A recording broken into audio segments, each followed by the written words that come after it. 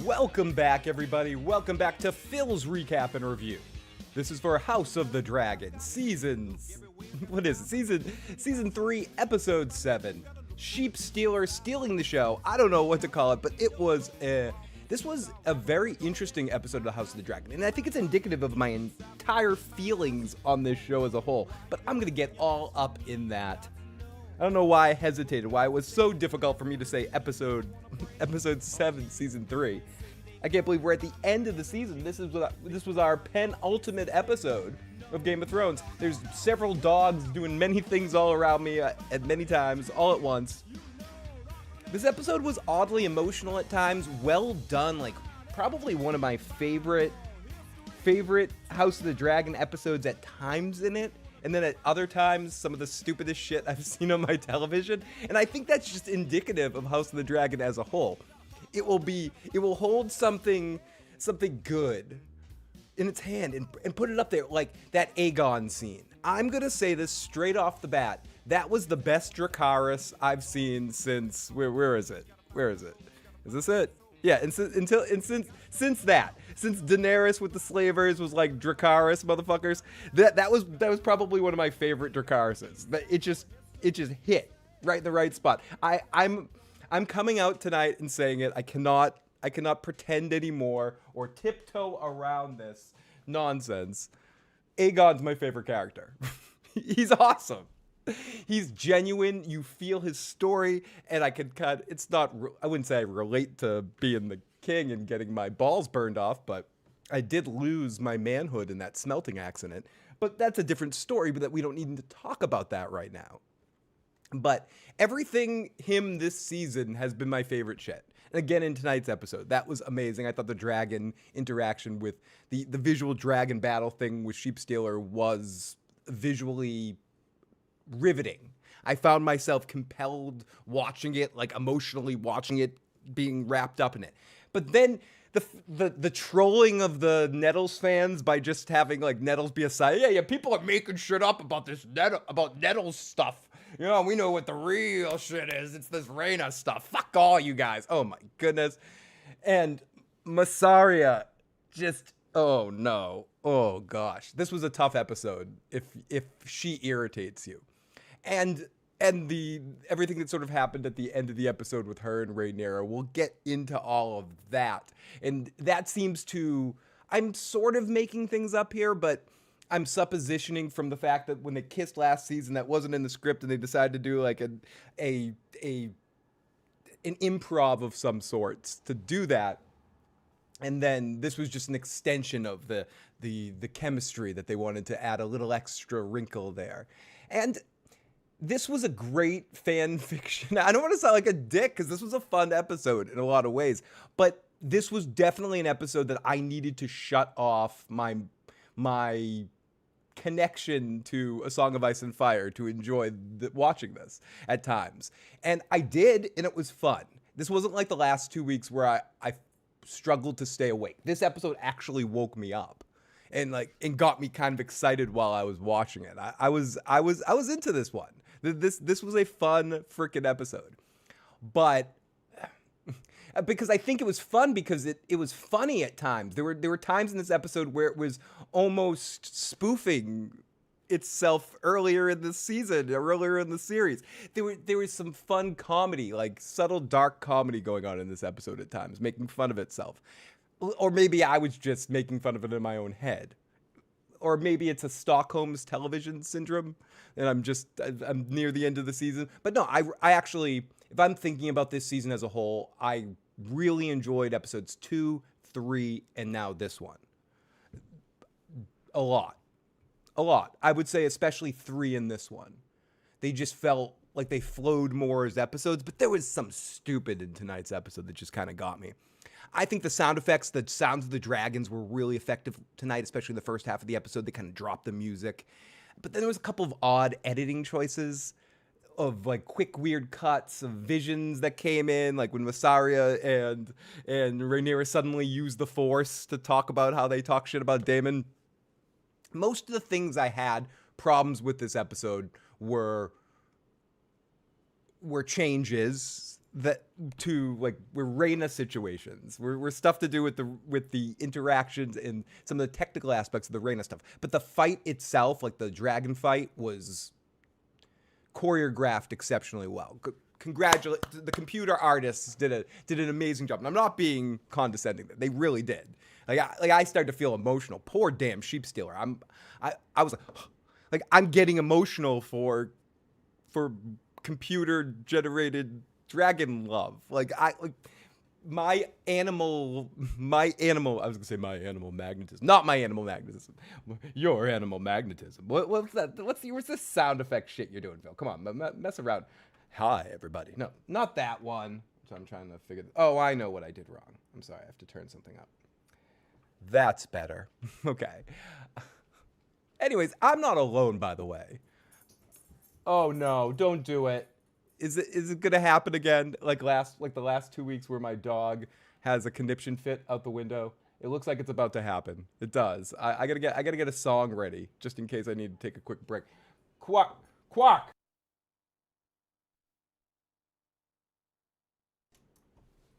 Excuse me. The dragon scene was wild. I thought it was done really well. And I think what hits about this series a lot with the dragon stuff is the sound effects. I think the sound effects really add so much, like an element of real something you can feel. I'm getting there, Dirty Duck. Let's go. But I'm not alone, of course. I have with me some of the best, some of the beautiful, some of the amazing, the Baba chat. Who do we got in the live chat tonight? I already saw some amazing super chatters. Thank you so much for those super chats early. And we got the Dirty Duck. We got BK in the BX in the live chat. We got Peter Griffin. We got Saggy Star. I can't with you in this intro, so you're gonna be live in 30 minutes. I don't always on. Anytime you show up is on time, Saggy. Thank you for the support. We've got the amazing Loner Incognito. Could you just get up there and lie down, please? Please go lie down, please. We got Mark, hey, A. Houston, who never rushes the damn process. It's going to be an epic show next week. I cannot wait. All he wants is for his homies to get a pardon, not must ask. We got Antoine Thomas in the live chat as always. We've got we got his first super chat from Antoine Thomas. I'm so glad to see Aegon back in the game. Decisions 2026 to begin soon. Aegon the second and Aegon the third. Be sure to vote. Joe Dirty Locks will fill in. I don't think anybody reasonably would want Joe Dirty Locks to have a dragon. That would just be dangerous. There'd be a lot of people burned. That's a dangerous proposition, Antoine Thomas. Antoine Thomas with the other super chat donation. Thank you so much. Loner Incognito first says, I heard Dreamfire is a long descendant of Drogon, Rhaegal, and Viserion. Ooh, that would be interesting. I've heard that as well. So I wasn't sure which dragon. I've heard that one of the dragons we're hanging out with is, and that would make sense from the visual design of them. Roman Reigns defeated Seth Rollins at SummerSlam tonight. That means Aegon II gets the majority of the vote-ins for the election in the Dance of the Dragons. Everyone vote for your queen, says Antoine Thomas. Antoine Thomas also says, impeach Rhaenyra. You're fired, Aegon. We got Chris in the live chat. Hello, I just write this on last week's podcast intro. Poor sheep stealer. I'm going to hate watching all the dragon stuff. It's going to be tough. I mean, because even in that scene, I was more emotionally invested in nothing getting hurt in that scene than I have been in any other scene of House of the Dragon so far. I'm just, oh my goodness, don't hurt that damn dragon. Like with the scratching underneath, and oh god, it was horrible. I was like feeling emotional for. And my favorite, I mean, I think everyone probably, I shouldn't say everyone. I think a lot of people's favorite part of the episode I could see being same to me at the end when Aegon's dragon returns to him. And I thought that was exceptionally amazing too. And that Dracarys was, as I said earlier, is my favorite Dracarys since Dany killing the slavers. We got Lara Barker. Why'd I say Barker? But Lara B in the live chat. We got Dirty Duck, who, again, I'm going to try to catch up to you, Dirty Duck. Let's see what else we got. I feel for me the show is going to suck as my love for dragons. I'm still going to be terrified by that, and a lot of people are. It's gonna be tough watching any of these animals die. Christina the Sphinx, the incredible Christina the Sphinx in the live chat. This was supposed to be the Battle of Tumbleton. I think are they going to put it off till next season? Because it should have happened like 3 episodes ago. It seems like they're just gonna they've held it all off. I thought this season would go further than it did, considering we only have 8 more episodes, 9 more episodes altogether. 8 next season and then 1 more this week or in this season. So it's tough for me to imagine. I don't want to get too into things that are going to be coming eventually. Oh, hey now. But they're running out of real estate here. So they're going to have to yada yada stuff. So are they going to combine both Tumbleton fights? I hope not. But honestly, after some of the decisions this season, it reminds me of when like The Walking Dead eventually went off the comics. And it's just like, who knows what they're going to do now? They can do anything. This character, we're re-rolling here. They even set it up perfectly for themselves to have that window. And I've said this before. Condal wants to have this be what happened. And what Fire and Blood was with the rumors from Mushroom and the other, like everyone that had their stories. Like, that's what Fire and Blood is. But what's happening on House of the Dragon, that's the real shit. That was that comment about Nettles in this episode. Oh, yeah, there's stories about Nettles stuff, but that's not the real thing. We know what's really happening. And that's the vibe that I think they tried to put off of this series. So I wouldn't be surprised if they combine the Battles of Tumbleton. I wouldn't be surprised if they do anything. We've got Snapper. Great to toast to you, my friend Snapper. A red Snapper. Hello, everyone. Burn it all. I'm great. It's just getting started. Pete's live music. Smoking a pancake? Our not smelting action. I think most of the CG Dragon's budget went into this episode. It looked like it did because this just all felt more epic. It just had that epic universe, like you're at a ride on Universal and you're on the game. You're on the Song of Ice and Fire ride. Take a ride on Caraxes. Whoa! I'm on Caraxes. I'm playing a conga on Caraxes. But yeah, that was fun. It was fun. I had a good time. I had a good time watching this episode, except for having to hear. Yeah, I don't care about this love relationship between Rhaenyra and Messar. It doesn't seem. It seems forced. It seems like the actors like each other and they want to play this game. They want to play. And they want to add this business to their kid. Come on, we're adding so much other business to everything that doesn't really exist. Can't we just add this too? Sure, let's add this too. Whatever stops Massaria from talking, I'm okay with. So I'm okay with this. If she's not going, Misa Rhaenyra, Misa Jaja Binks. You're in deep doo-doo now for listening to Daemon. Don't listen to Daemon. He doesn't know what he says. Listen to Massaria instead, because Misa happy. Yes, I think you're very happy. Yes, you are, Misa. Okay, so we got Pac-Man in the live chat. Thank you for the super chat donation. You're incredible, my friend. Loved how House of the Dragon has turned into a sitcom where the daughter-in-law doesn't want the mother-in-law to stay their house. That's what I'm saying. There should have been a laugh track several times in tonight's episode. Oh my goodness. We've got so many super chats tonight. I cannot say how much I thank you guys. You guys are incredible in your super chat donations. You're amazing. And Christine, I saw your message too. I would love to at some point have you on to talk about this House of the Dragon stuff. That would be amazing. The amazing Christina Sphinx would be, it'd be incredible to have you on at any point in time. Drum roll, please. Okay, enough of that shit. I was stressed out. I was stressed out during that dragon fight too. That was the most. It was a good episode. I'm gonna say this was towards the upper echelon of my favorite House of the Dragon episodes. That's how much fun I had watching this episode. I thought it flowed good. It kept me interested. I never felt like it lost energy. Like it just kept. It was at a really good rhythm. Beat, beat, beat, beat, beat. That doesn't mean stupid shit didn't happen. Saved by the Bell episodes, 90210 episodes are really good. Beat, beat, beat, beat, beat. I'm binge watching Beverly Hills 90210 right now, and I'm loving every single fucking minute of it, you know? So I'm not against any melodrama or any weirdness, but I'm saying this episode was fun.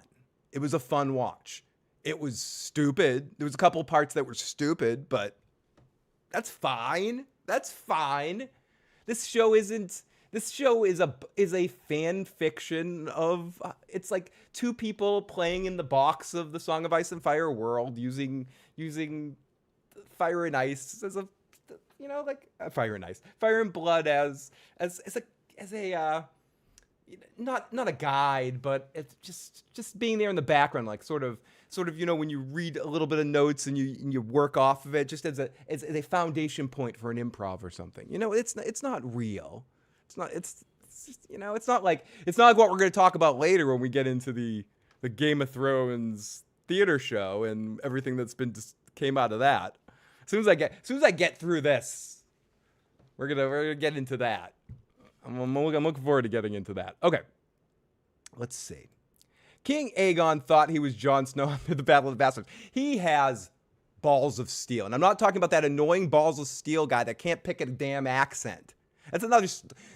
Okay, there were so many good things, like Matt Smith acting his balls off and finding comedic moments, like making fun of the shit going on the screen.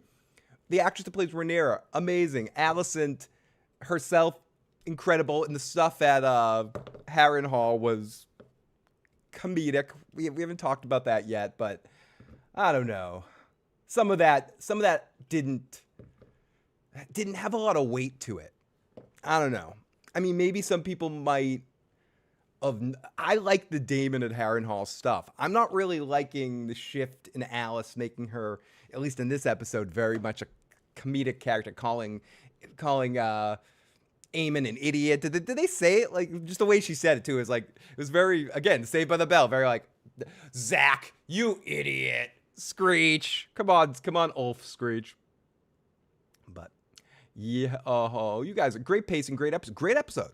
I'm a big fan of this one. Like I said, episode 3 and this one are two of the best episodes of House of the Dragons produced, especially since season 1. Like, probably better than most of all of season 2.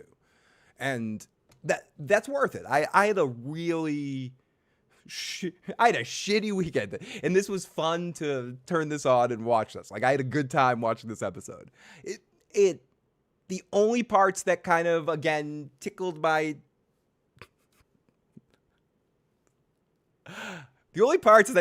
taint were I'm disgusting, I'm sorry.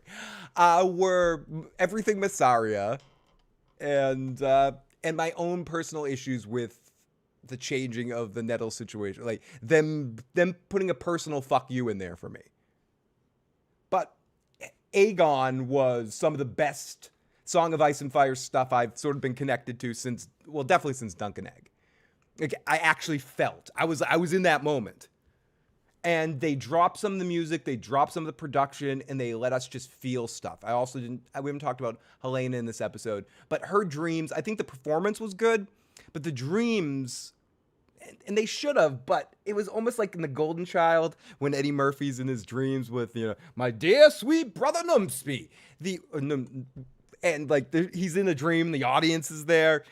Like they were playing up the dream. Like, I'm surprised Helena didn't just turn to the audience and go, "Hey, take my wife, please. Take my dragon, please." That was better. Take my dragon, please. I'm embarrassed I didn't say that first. It's horrible. Fucking horrible. We've got the amazing Carla in the live chat. It's great to see our Australian friends in the live chat. We're missing one. Hope Jen Hack pops in at some point too. Lots of love to all of our friends in Australia. Okay, Dragons, Remains, and Brothers and My Sisters. Good pacing, good episode. They cut off his finger. Poor Corlys. Corlys is alive. People are wondering. You want a finger? You want a toe? I'll get you a toe. We'll get you a toe. We'll get you a toe by Tuesday. You don't want to know how I get it, dude. You don't want to know how I get that toe. Carpet pissers, man. Fucking carpet pissers. Big motherfucking F. Great to see you. Scroll back. Shit. I'm sorry. I'm scrolling back through the live chat to kind of catch up here. Who is just another that version of Robert Aaron's ancestor that's going to be sucking on the tit of someone sitting on that throne. Like, somebody has to be. See, that's what I mean when I say it's some parts of this are, and this isn't about it being entertaining. Some people, not everything's like cut and dry. Not everything is up or down. So there's good here and there's stupid here. There's depth in what they film that feels like real breathed in, lived in scenes, like Duncan Egg feels to me, and like early Game of Thrones feels like, or generally all of Game of Thrones feels, even the bad stuff, like feels like a lived in world. But then there's some parts of House of the Dragon, in my way I interpret and take it in, that feels theme park. I keep saying that, but if you've ever been to Universal and Harry Potter Land, or I haven't been to Nintendo Land, or I've been through those places once many years ago. But it feels like you're there, but you're not really there. Like when you're in Deep Space Nine and in the Hilton in the early 2000s. It's like those aren't really Ferengi. They may rob me, they may steal my money, but that's not really a fucking Ferengi. I gotta ride the train.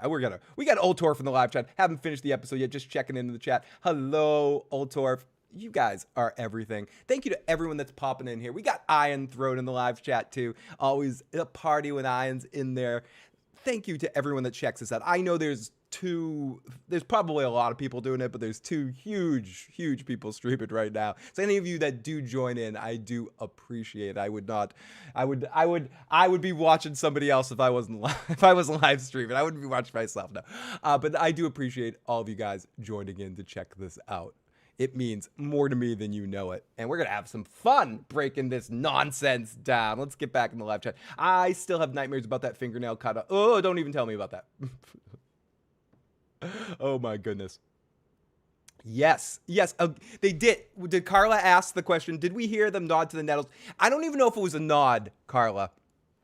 I think it was a fuck you from the writers to the fans complaining about Nettles. That's how I took it. Maybe I'm just somebody that gets pissed off about things. We'll talk about that later when I tell you about the fight I almost got into at the farmer's market today. Oh, you'll have to stay tuned for that. We gotta get through House of the Dragon and start talking about the Game of Thrones play, and then maybe if I finish Animal here, I might tell you about almost getting into a fist fight at the farmer's market today.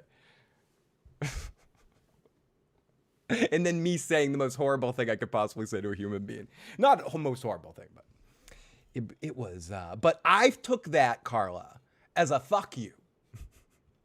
As all that stuff you think you know from Fire and Blood, that's all made up stories that the small folk gossip and whisper around. That's not the real shit. The real shit is what we're talking about. The real shit isn't this Phil you see right here. The real shit is this animated asshole right here. See, I have to get things set up so I can do them run the queue. Now, I'm not the real Phil. I'm the real fucking Phil. Fuck that, like that decrepit hippie motherfucker. This is the new shit. VTubing motherfucker. No, I'm sorry, I'm kidding. But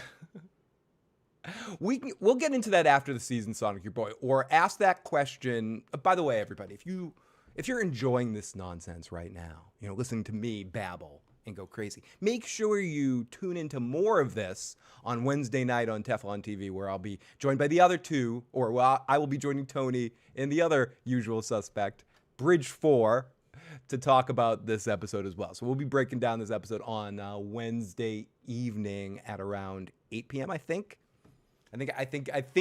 somewhere around there on Teflon TV. So make sure if you haven't already, you subscribe to Teflon TV, and of course, Bridge 4 as well. But not me. Definitely do not. Stay the fuck away from Weird Al's son. Do that. Stay away. Okay. But I'm not sure who she was, and I am convinced again, Carla, that was a little fuck you to people. That was more fuck you. I'm suddenly, what's going on? I'm suddenly very animated tonight. My mouth is aghast and open. Aemon was a fool. He was an idiot.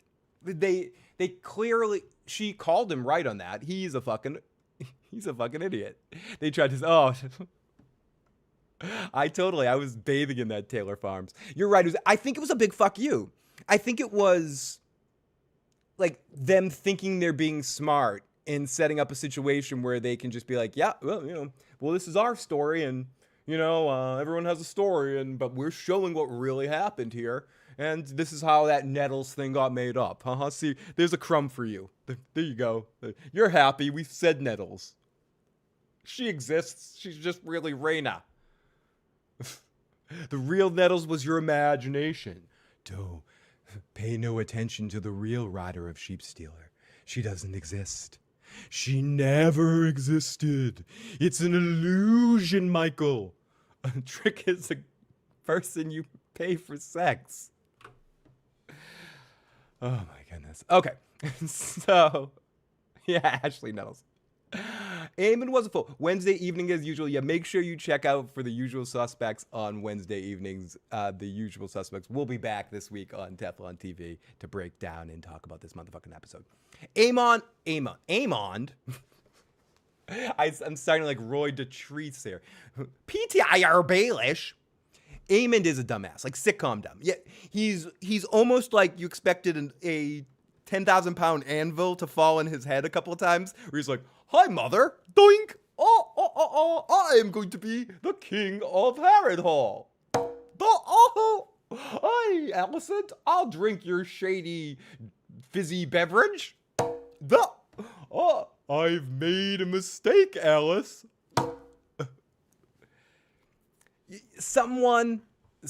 Two people are screaming at Eamon from the heavens. From the heavens above, you hear, "You big dummy!" and someone screaming and calling him a meathead. I don't know what was happening. I don't know who said those things. But from the heavens above, somebody called him a meathead and a big dummy. Wicked, dude. It's coming out. Misa Judja Binks. The fucking Boston's coming out tonight, dude. It is. I'm pissed off tonight. It's been a fucking weekend. The fucking Boston's coming out tonight. Motherfucker. Fucking Nettles, dude. They're fucking us. Fucking us with the Nettles. I'm sorry, everybody. No one wants to hear that. Did we talk about the Alicent Eamon dream yet? I mean, do they just want to find any excuse how we can have mother and son make out, even in dreams? I've got dreams of mothers and sons to remember. Like, what the fuck? Massaria does suck. And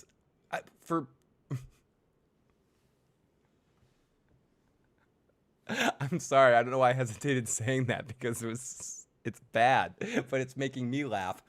I was going to say, hopefully, for Rhaenyra's sake, I hope she licks too. She might suck, but I hope she licks too. But Massaria does suck. Yeah, I'm wicked smart, dude.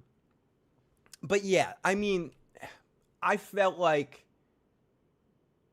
the stronger parts of this episode for me were everything with Aegon and everything with the visual aspects of the dragon battle that we got, and some of the stuff with Ormond and the High Towers I thought was interesting enough. And when we got a little bit more with Link, the hero of time, getting a little monologue. I mean, what's his name? What's his real name?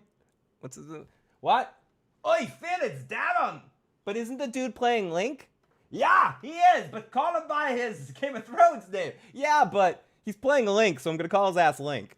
Okay, so Link was doing really good in this episode. I thought Link had a good episode, and I was excited for more of him. So, Phil's not a bitch. She's a big fat bitch, and how, baby? Phil, if you saw Massaria at a bar, would you buy? Yes, of course I would. Misa speak her language. Hell, Misa, Phil, Yusa, Massaria. Misa have a drink. I would buy her many drinks. I would buy myself many drinks. We would have a good time. I would party with Massaria. I have a feeling we'd have a good time rocking it. I just would ask her to stop putting on the stupid accent. I'd be like, come on, between you and me. She almost lost it at one point in the episode. When she started to get intense in a conversation, she started to speak in like a normal voice, and you could see her like put it back on. She's like, Oh, damn, let me speak normally now. Hey, listen. Forget Aemon versus Daemon. The real made-up battle is two mummies, one eye. Alice versus Allison, brought to you by Brazers. You order today. 1-900 Allison versus Alice. Now, it's a party. It's gonna be the glow. They're gonna get in the glow ring. It's going to be a minute. Thank you so much. You guys are incredibly generous tonight for these Super Chat donations. I owe you guys a big shot in a minute, and I will get to it as soon as we start our recap. Nonfiction says, Rhaenyra just laid down. She's a pillow princess. She's the queen. I mean, I wanted her, the one part that would totally put the show in the right direction for me, and I'm not even kidding. Like, in that moment, Rhaenyra should have done this. She should have done one of these. She's laid down. They got the camera on her. She turns to camera and goes, "It's good to be the queen." And then back. Perfect. End the episode right there. I would have been happy. I would have been like, okay, this show gets it. It's beautiful. Thank you. Sorry. No, don't go crazy now. But that would be how I would have wanted that scene to play out properly. I mean, if they were going to do that shit properly.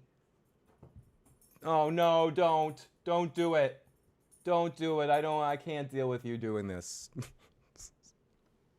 But yes, that's what should have happened. Coming to you soon from Browsers.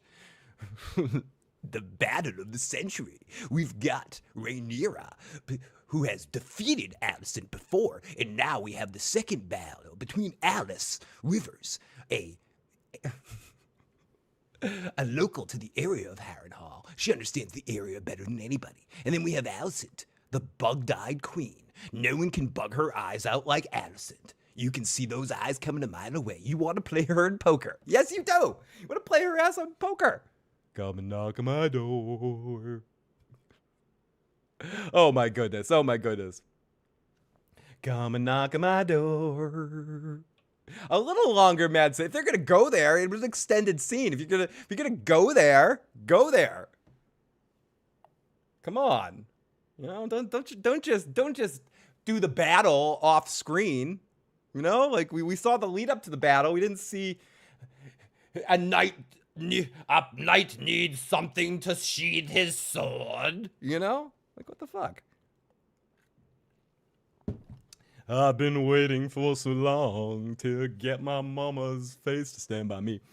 So, oh my goodness. Now with passion in one eye, there's no way I could describe Alicent's thighs in me. To take Vagar's hand, there's no way I could have stand. Harrenhal's destiny. Just remember, I've got one eye. I don't think I did Haymaker. Let me look back. Fuck you, Haymaker. I don't give a shit about your damn fucking super. No, I'm kidding, Haymaker. I missed it. Let me read it back. Oh, excuse me. I did not read yours. Rest in peace to Vinny Pastor, Big Pussy. It's definitely sad. How can I say this in a way that I think Vinny would appreciate and show honor to him and humor in the same breath?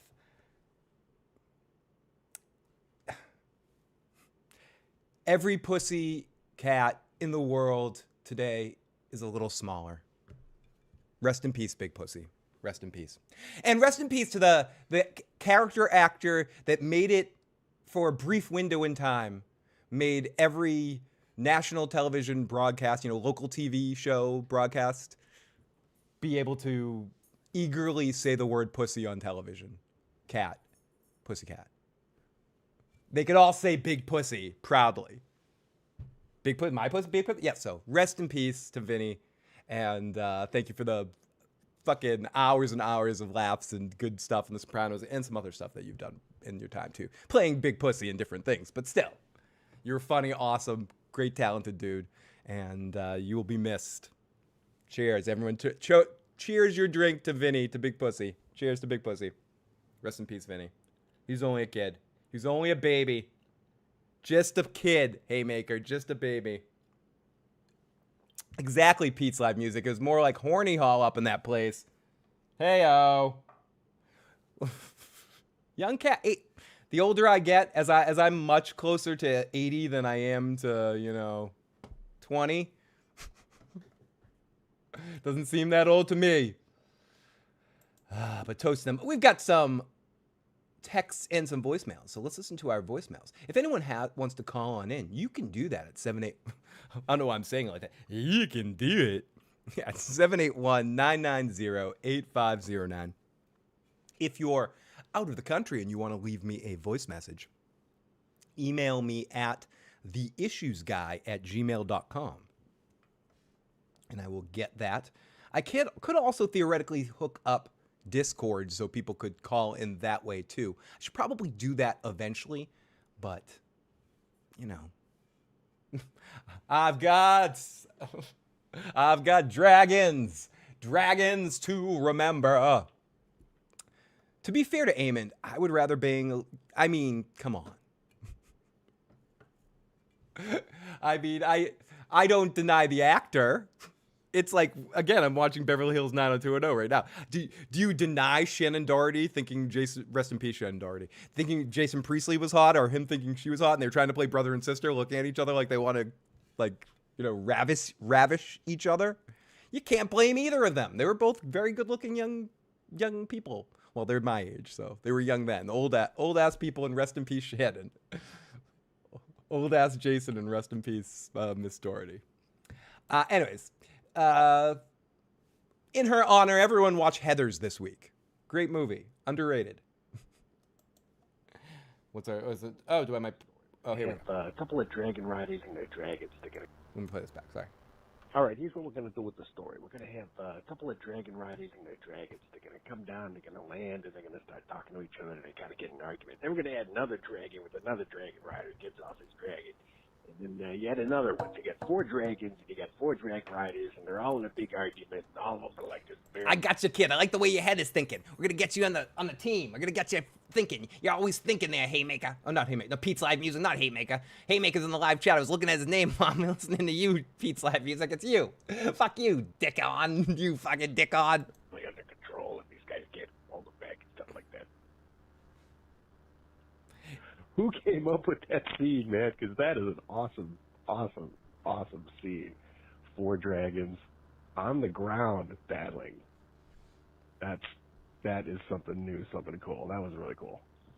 And with all of their dragon lords in front of them too, just to make them extra pissed. That was crazy. All right, later. It was pretty awesome.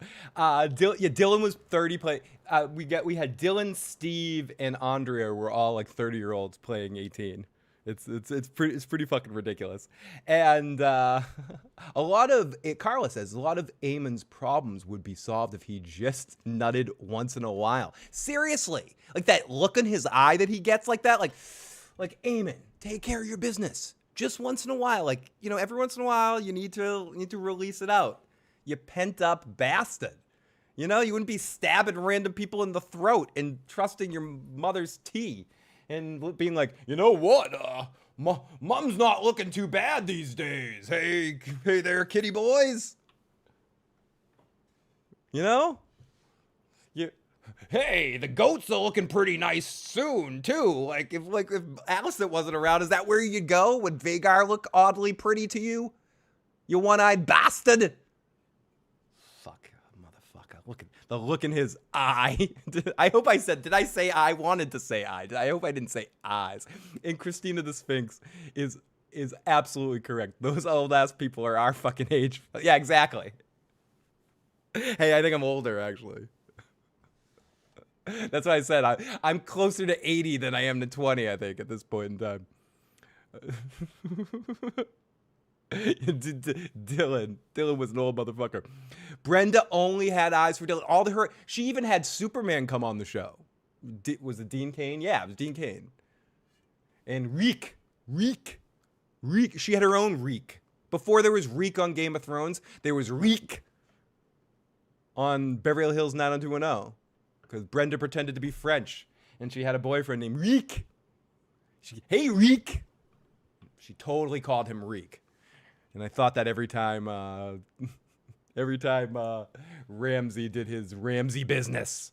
Anyways, Apulia, thank you for just stopping by. Honestly, whether you watch this, whether you stick around, whether you are able to hang out and play or not, just stopping in to say hi means more than you know to me. And I don't know why I phrased that all awkwardly. I'm pausing like Shatner now for some reason. I don't fucking know. Yeah, like these nuts. Jar Jar needs some Dracarys Ultorf. We need it. It was a bad Jar Jar episode. It was. When he saw he was banging Alice, he was so disappointed. He wanted that to be Mom.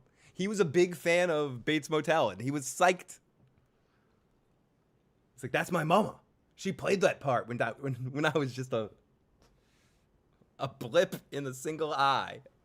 And now here I am. Masaya, you are very stressed out. Let me stand in front of you. Misa let you be little princess tonight.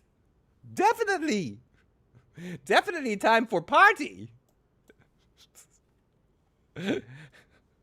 I'm having way too much fun tonight, and when I have some fun, it's always time for the...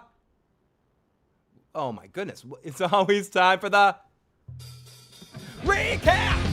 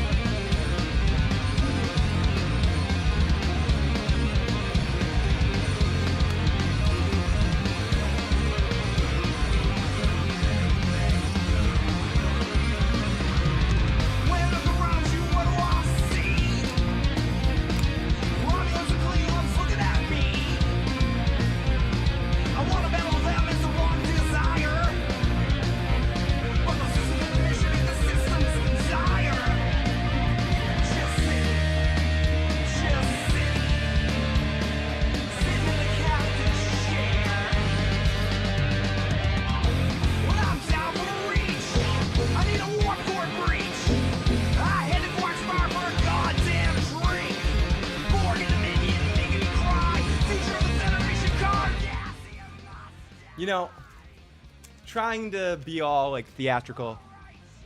I didn't hurt myself when I fell to the ground, but I slammed my arm against the damn table. Ow. That hurt.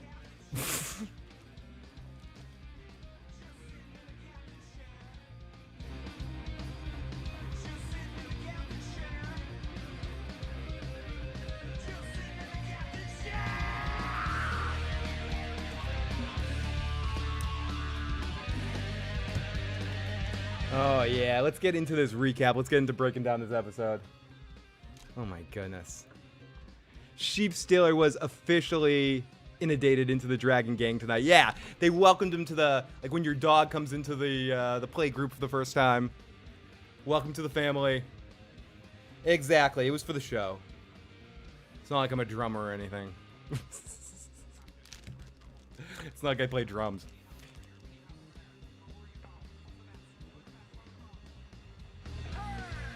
Okay, everyone. It's worth it. Mock show. I was going to tell the quick story.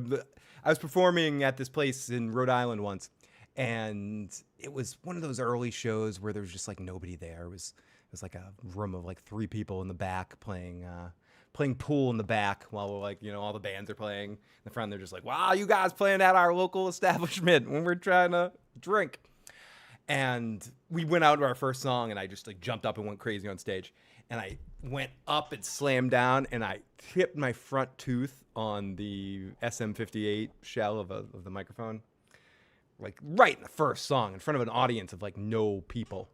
Another time in a practice, my guitar player had a Jackson guitar with a pointy edge, and I like went up, and it came down, and he went up, and it cracked open my head, and I started bleeding all over the place at jam. And they had it like in the middle of the jam. The drummer like jumped over the drum set, took off her shirt, wrapped around my head, and they brought me to the hospital. And then they were like interviewing me in the hospital. They're like, "How'd you hurt your head?" I was like, "I got hit with a guitar." Like, your guitar player hit you in the head? Nope. I impaled my head with a guitar. So I can definitely hurt myself. Why didn't the Dragons just have a dance? You bet there's going to be a dance battle remix of that scene very, very quickly. I heard you're in the Mad King play. I wish. Give me a job. Give me a job. I'll play. I'll play something in that play. But we're going to talk about that play a little bit later tonight. And I'm going to bring that to the usual suspects as well, because we have a lot of shit to talk about to do with that fucking play. And just like that, Sheep Stealers out, Sunfire's in. That's a 2-dragon swing, baby. That brought to you by Brazers. This week's House of the Dragon, brought to you by Jar Jar Binks. Misa! Misa! Misa horny. Oh, Misa horny. Misa horny. Oh, Misa horny. Sitting at home playing with Rhaenyra. No, sorry. Good episode, though, man. That was crazy. Awesome stuff. Oh my goodness. Jar Jar. Carla, it was like this tooth is, I've constantly had to get that tooth fixed and stuff like that. It was like 58 to the fucking face. I wish it was in front of a big audience though. You know, it was like it's like two guys in the back playing pool. They just were like, "Oh, congratulations, douchebag! You fucking hurt your fucking. Who gives a shit?" And we got one more voicemail before we get into our recap here from the amazing Antoine Thomas. Listen to me. You now have many. You yourself must altered. Has it ever gone too far? It's obviously is. You don't wish to be. The way she talked to Helena was very inappropriate. This is how we have a queen? I don't think so. Thanks. There's some Queen stuff going on in the background. Antoine Thomas sounds like he's watching something interesting in the background. And which one was I getting? Was the miso horny one, Sonic, your boy? I don't know which one I was getting on. There's something happening, Antoine Thomas. There's some connection going on. I might be a little buzzed and just hit my hand. My hand feels better now. I think I got protected there. The alcohol is kicking in to cut off the feeling. I'll feel that tomorrow. To Joe Durlock. This voicemail is brought to you by Brazers. I am awake. There's something going on with him and Helena in the background. I think he's hanging out. We're taking a little dip into, and we'll play bits and pieces of Antoine's message throughout the evening as I want to make sure we don't shoot our wad, pun intended, too early there on that one. Okay, so we open up with a great panning shot of Helena in the dream world. She's walking and she's touching a horse. Whoa, this is again very similar to, no, I'm sorry. She seems happy. Then a door opens and we see sunshine. And the sunshine looks beautiful. And it's a sunshiny day. I think I'll go for a walk outside now. The summer sun shows me the way. I see it now, just wanna play with Sunfire all day. Gotta get old and get me some of those waves. Everyone's happy. Sunshine day. Sorry. That's horrible. Heath motherfucking Hinton is in the live chat. That's always a better time when our good buddy Heath is in the live chat. When Rhaenyra laid down, I would have walked off. Lazy ass. Seriously, nonfiction. If you're lucky enough, anybody, if you're lucky enough to ever be in that kind of situation with anybody, you know, except for being Aemon, if you're in that situation, unless they're your mom, you know, like if you're in a situation like that, another living, breathing, non-related human, you know, step up. You know, come on, Rhaenyra, you're the queen of the Seven Kingdoms. You're the queen in the fucking bedroom. Come on. Did you return? What do I have to put that in the poll? What are our votes? Did Rhaenyra return the favor? That's what I want to know. Yes or no in the live chat. Did Rhaenyra return the favor with Jar Jar Binks? No, Misa think Massaria was in deep doo-doo after that. Oh my God. We've got holy mother frickin' hell. We've got Tony Pajamas in the live chat. Great to see the amazing Tony Pajamas in the live motherfucking chat. The wonderful, one of the greatest name in all of YouTube. No way. We got nonfiction. No way. Nope. Carlos, Phil, I'm going to double down on this. You know, Phil, You know, I don't usually don't add on, but I'm gonna add a little extra, heavy on the non-related people, please. Please, can we get heavy on that? Non-related. Wow, we don't have anybody. Oh, Haymaker's the only one who says Rhaenyra did something. Rhaenyra did something. Whoop. If she did one thing, I highly doubt that's what Rhaenyra did. She rode the dragon back. Tony, I definitely need to create a Tony Pajama song. There needs to be. I think I'll go for a walk outside. No, sorry, I don't know why. I do know why that's stuck in my head. Johnny Bravo performed with Smashing Pumpkins the other night, and the video was all over like the real stuff while I was scrolling the other day. The Sir Johnny of the House Bravo. I think I'll go for a walk outside, and Helena's getting woken up by Rhaenyra. She's waking her ass up. She just says, "Hey, Alicent, where the fuck's your mother?" No, anyway, I'm sorry, I can't do this. So they talk about Alicent, and it's awkward. They talk about dragon stuff and talks about whether Aegon tried to get Helena into battle. Rhaenyra says, our father also didn't want to really ride dragons. He didn't fuck with dragons at the end. Helena talks shit to Rhaenyra, and she's like, and they keep going back and forth. And she asks Helena about her dreams, but she's not really empathizing with Helena at all. She's just kind of barking shit at her. She's like, oh, okay, so did you see anything about Daemon? Did you see anything about the wolves? Did you see anything about Tumbleton? What's going on? What's going on? What's going on in your dreams? And Helena's like, I don't fucking know what to say. What the fuck? And then Rhaenyra grabs her. She holds her, and she screams at her like Jack Bauer.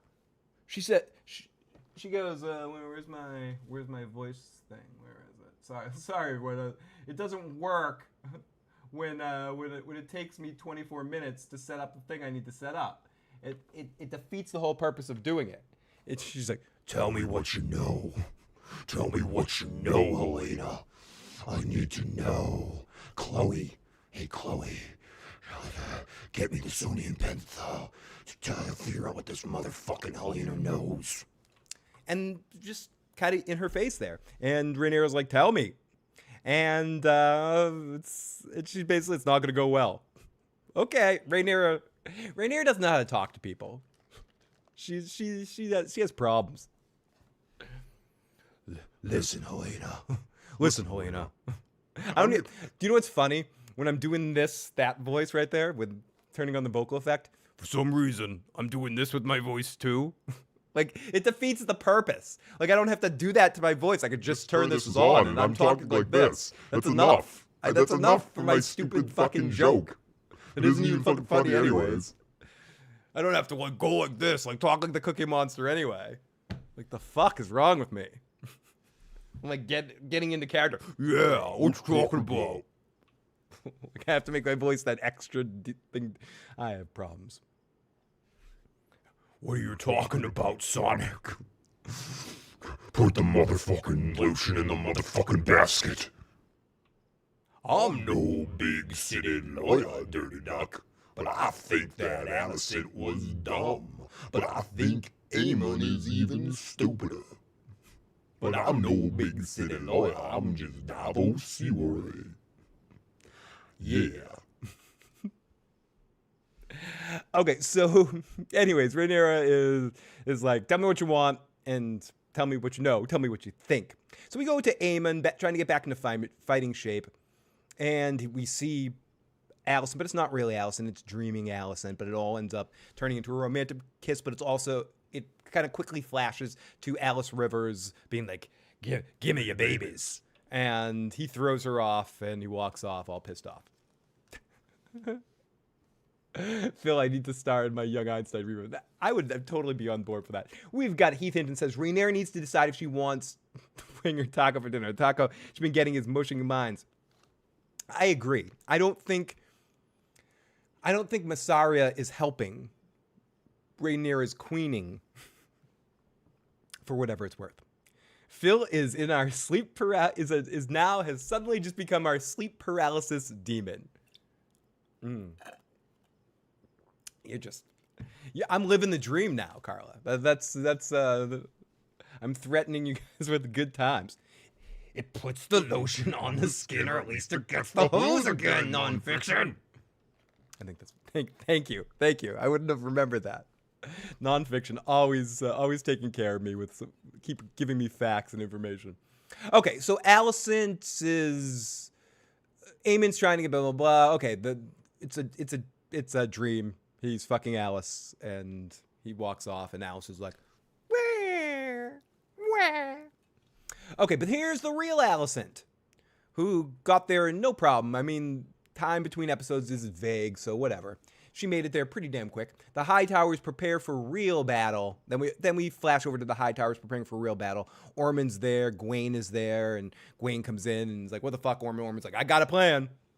And then we got Daemon arriving at the Vale and asking, where the fuck's Rhaena? They have a talk this is where the fuck you Nettles moment happens, where they just say Nettles in the background as a big fuck you to anyone that cares about the character. Thank you. Thanks for that, guys. We do appreciate that. I know some people might view that as an Easter egg. Oh, there's a little shout out to all you Nettles fans. I take that as a royal fuck you to Nettles fans. Winter's coming up my fucking ass. Alice Rivers sounds like Fargo. His mother is the woman of his dreams.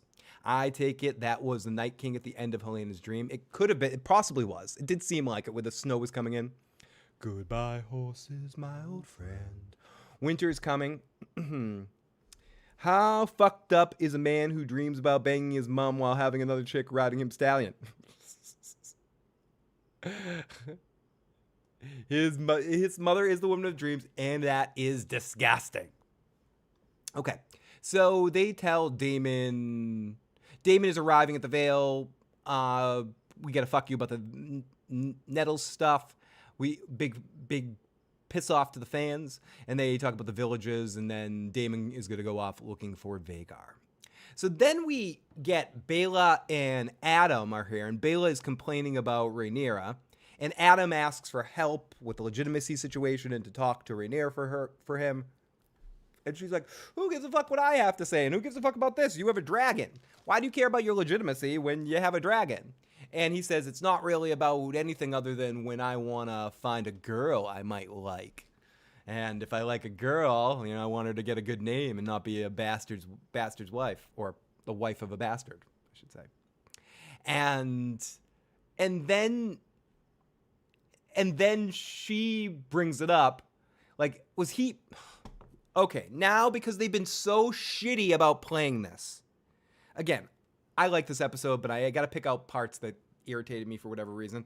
The way they're handling the whole Alan, Adam, Baela romantic situation, entanglement here just is I wouldn't even say sloppy. It's just clumsy. It just doesn't make a lot of sense, or it doesn't feel real to me. I don't know. I can't quite explain it. But okay, so we're to say that 2 episodes ago, when we saw Adam and Baela together, he was flirting with her. He is giving her, hey, your husband's dead a couple of weeks, and you never really liked him anyway. Let's hook it up. And she wasn't feeling it with him, or wasn't feeling different kind of energy. And then she was feeling it more with Alan, and they hooked it up. And then he started to actually try to make a move or imply stuff to her right there. And then she mentions, oh, did your brother tell you about me? And he's got to look like, oh my God, I'm jealous. But it was done so poorly that I didn't quite follow it. And I'm having to supposition this from watching too much 90210 lately. It's very 90210. So yeah, there's all of that shit. There's romance. There's romance in the air. Make the rogue prince fly! We've got the incredible Saggy Star in the live motherfucking chat. Great to have you in the motherfucking chat. Oh my God, I can't believe I slammed my hand that much. Oh my God, that hurt. Okay, let me continue here. So Adam is looking like he's flirting and all that. So then they see a dragon coming, and it's a sheep stealer. Then Alicent starts telling Aemon everything, and she freaks him out but says, nothing's wrong, nothing's wrong. You're all I have left. Then she starts sort of ingraining herself into him and manipulating him because he's not very bright and he's easy to manipulate. I feel like it. I feel like he is. I feel like he's an easy bastard to manipulate. Let's get into Heath Hinton's voicemail right here. Let's see what Heath has to say. Let's see. Okay, let's see it. Let's see what our good friend Heath has to say. I hate to say it. Why she shouldn't be queen again? I mean, let's be honest. She don't know if she wants the wang or if she wants the taco. She needs to figure out if she wants the wang, she wants the taco. As a queen, I don't think you can have, a wang taco. I just don't think you can do it. You got to have one or the other. And she's letting that old, whatever, the worst. I'm going to play the rest of your message, but I respectfully disagree. I think it's about her choice of wing and taco. Massaria and Daemon aren't good partners because they're completely both self-interested in their own agendas.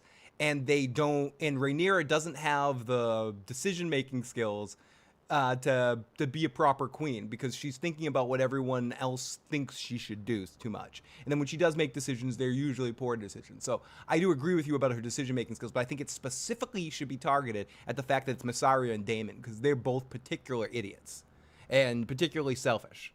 I mean, she makes Peter Baelish's accent look like, I don't know, Shakespeare or something, but she's letting that little whisperers get into her mind and using her. Yes, this is where I agree with you 100%. She's letting the wrong people get into her ears. But I think a queen can have anything the fuck she wants.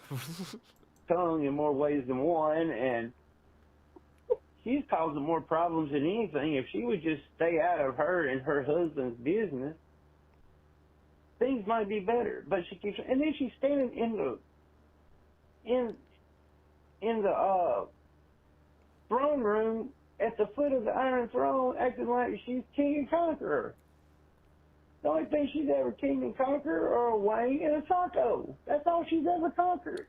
Yeah, I mean, when it really comes down to it, I don't necessarily agree with everything, but I agree with the crux of your argument, which is that she's not a good decision maker, and she's really sort of shit the bed and kind of trusted the wrong people that are whispering in her ears the stuff that she shouldn't be listening to because it doesn't help her be a better ruler. Yeah, I think she's a mess. Julia Dawn says, I just finished the episode. Is it me? And I'll try to play the rest of your message in a bit. Same with the rest of Antoine's message. I like to save bits and pieces of the longer messages for longer. I like it longer. Hey. Okay, but that's what I like about the character thing. When I play the voice message, it looks like it's me talking.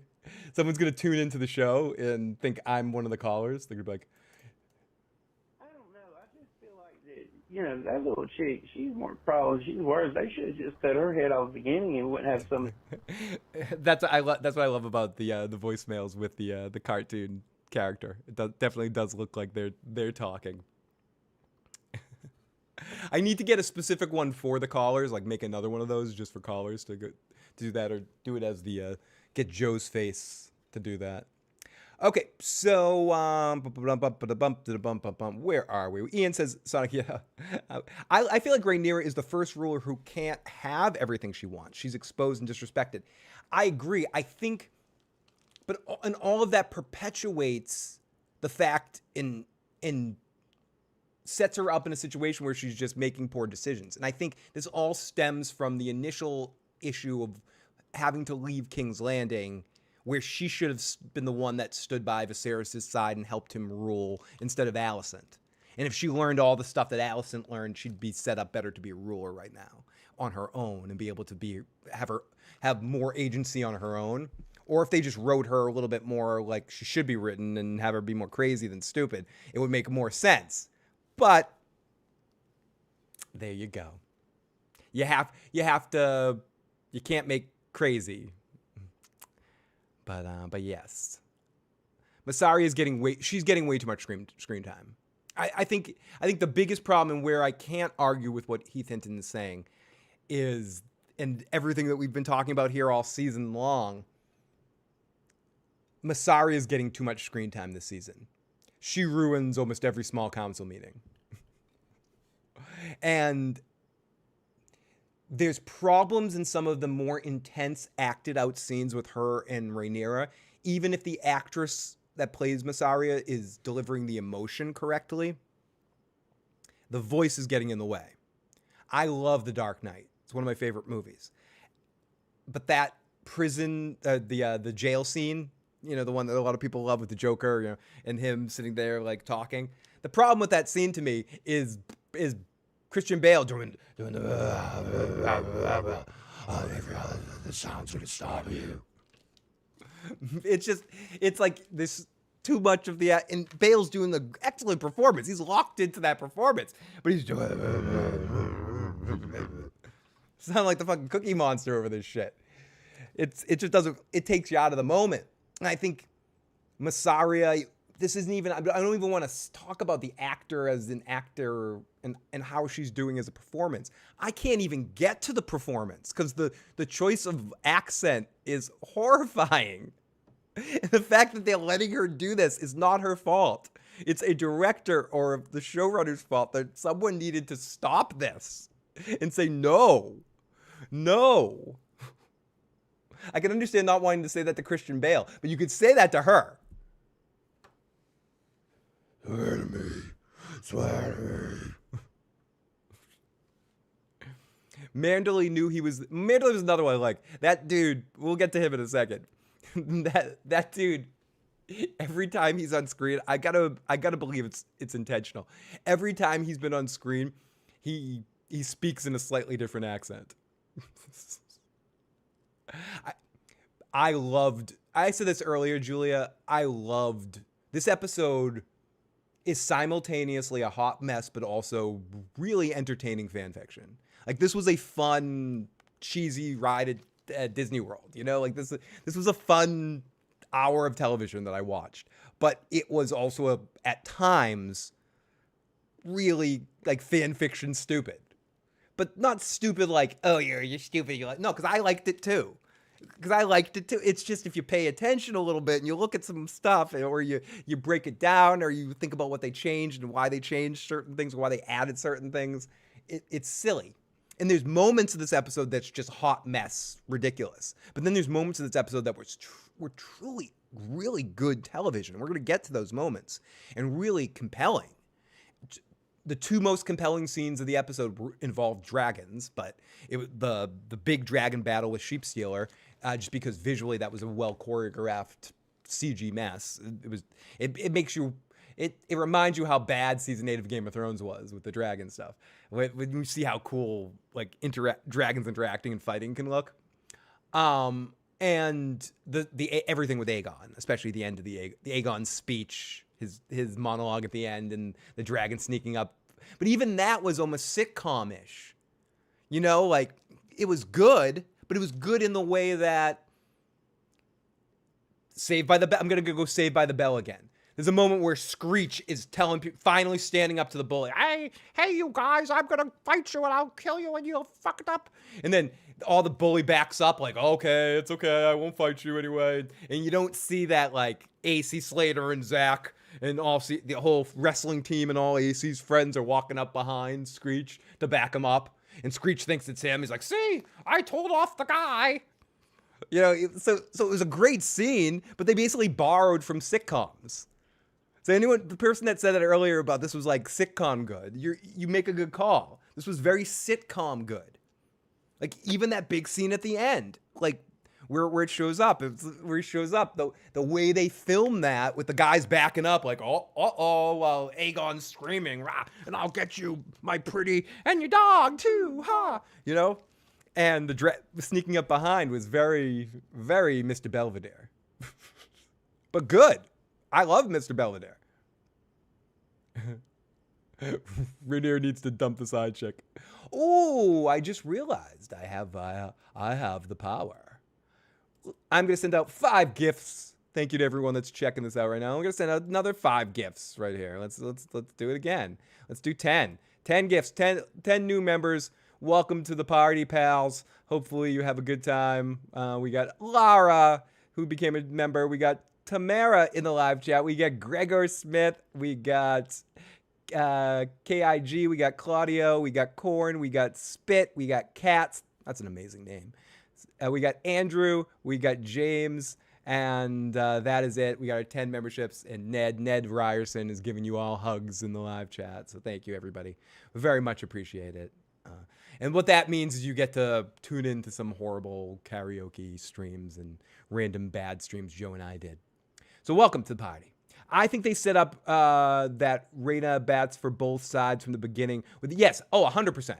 With the connection that they set up in that situation. They definitely did. I don't even think that's a question, Carla. I will 100% agree with you. I think that was teased from the very beginning. I think all Targaryens probably are like that a little bit.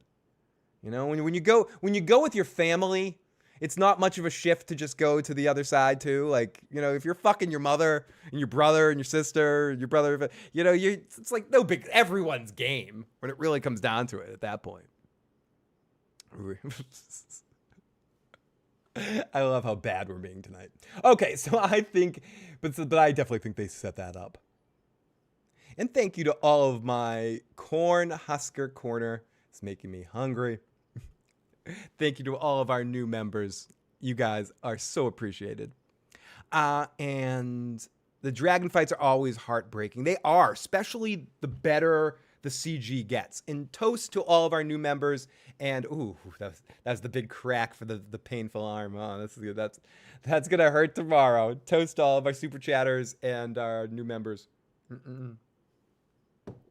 We want Joe for the final episode.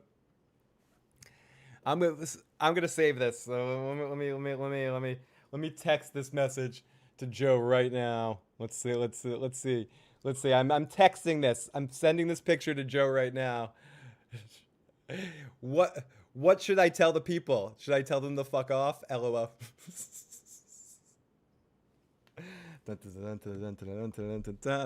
Do you really want Joe coming on for the final episode? He's just gonna laugh. That's what he's gonna do. I just for what it's worth. I know what you guys want, so I sent Joe a message. I actually did just text him at midnight to say to show him the chat. What should I tell the people? Should I tell them to fuck off? Oh, Ian, too soon, not soon enough. I love it. Fuck Michael Vick in his fucking head. Okay, so no one fucks with dogs. Tell Joe he's been summoned to King's Landing by his Lord Liege. He must bend the knee. We need one good Joe rant.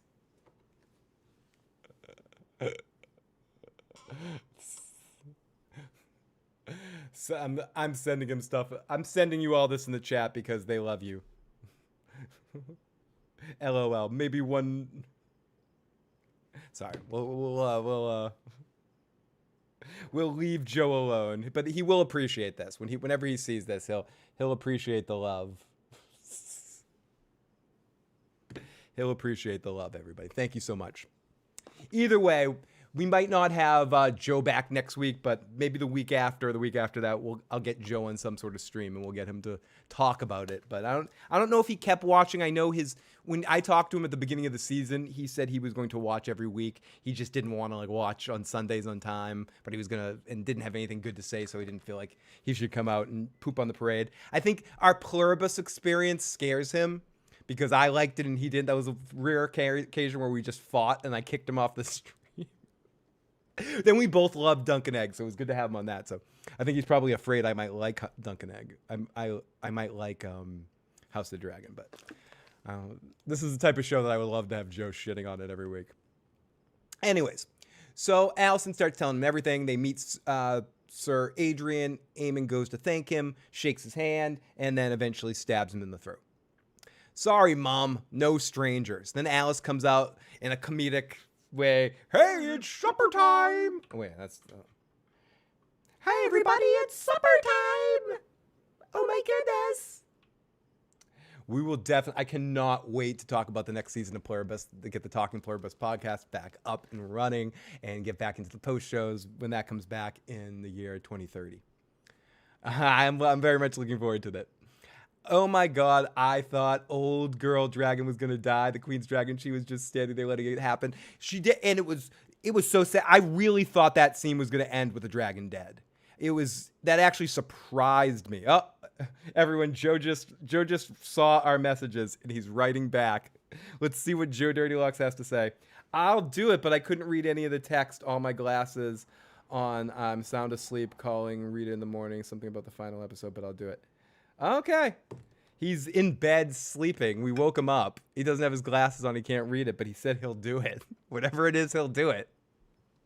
So I will touch base with Joe tomorrow. So we'll see. Maybe we can get Joe Dirty Locks officially on the final episode. You guys might have done it.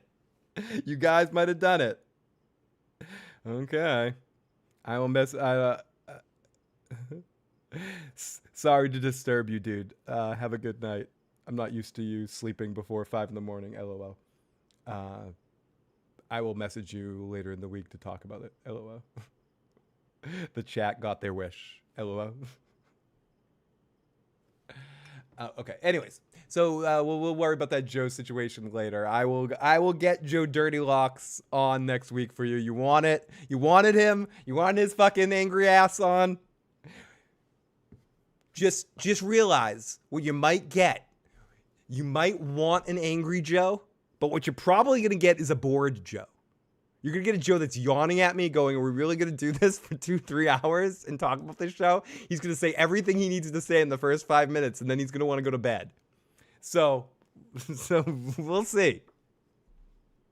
So yes, Joe is sleep texting. He doesn't know what he's agreeing to right now. So yes, we will get Joe next week. He will be on. I promise you. Unless he fucks me over, and then we can all yell at him later, but we'll try to get Joe.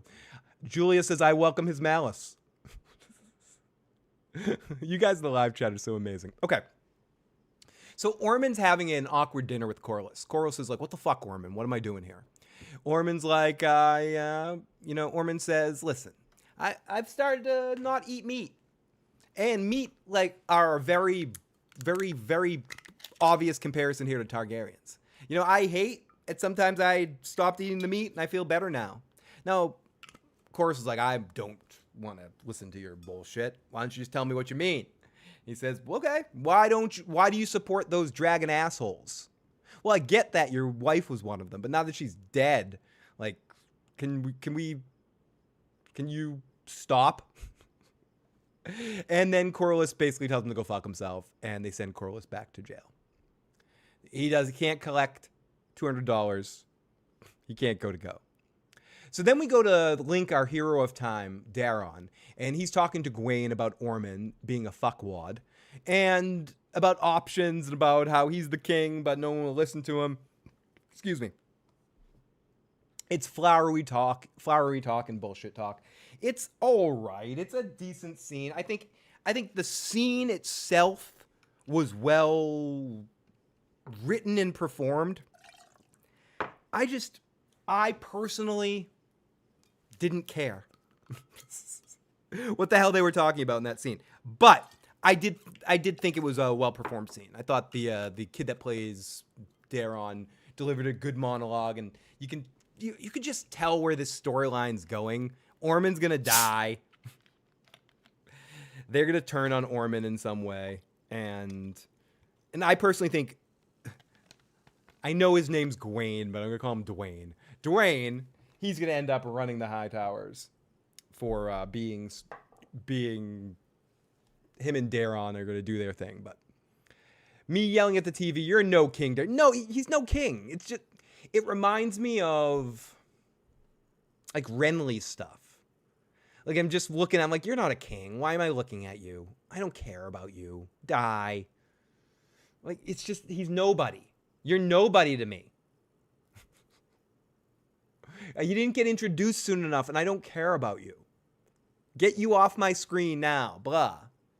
Get your sword. Your princess is in another castle. Dwayne. I know his name is Gwaine. Fucking Dwayne. Get out of here, Dwayne. Corlys should have farted in Ormond's face and made him throw up. I mean, really, at this point, that is the guerrilla warfare in this situation, right? Like, we need to target them nostrils. He's a weak ass man. I said this before. I think I have that a little bit.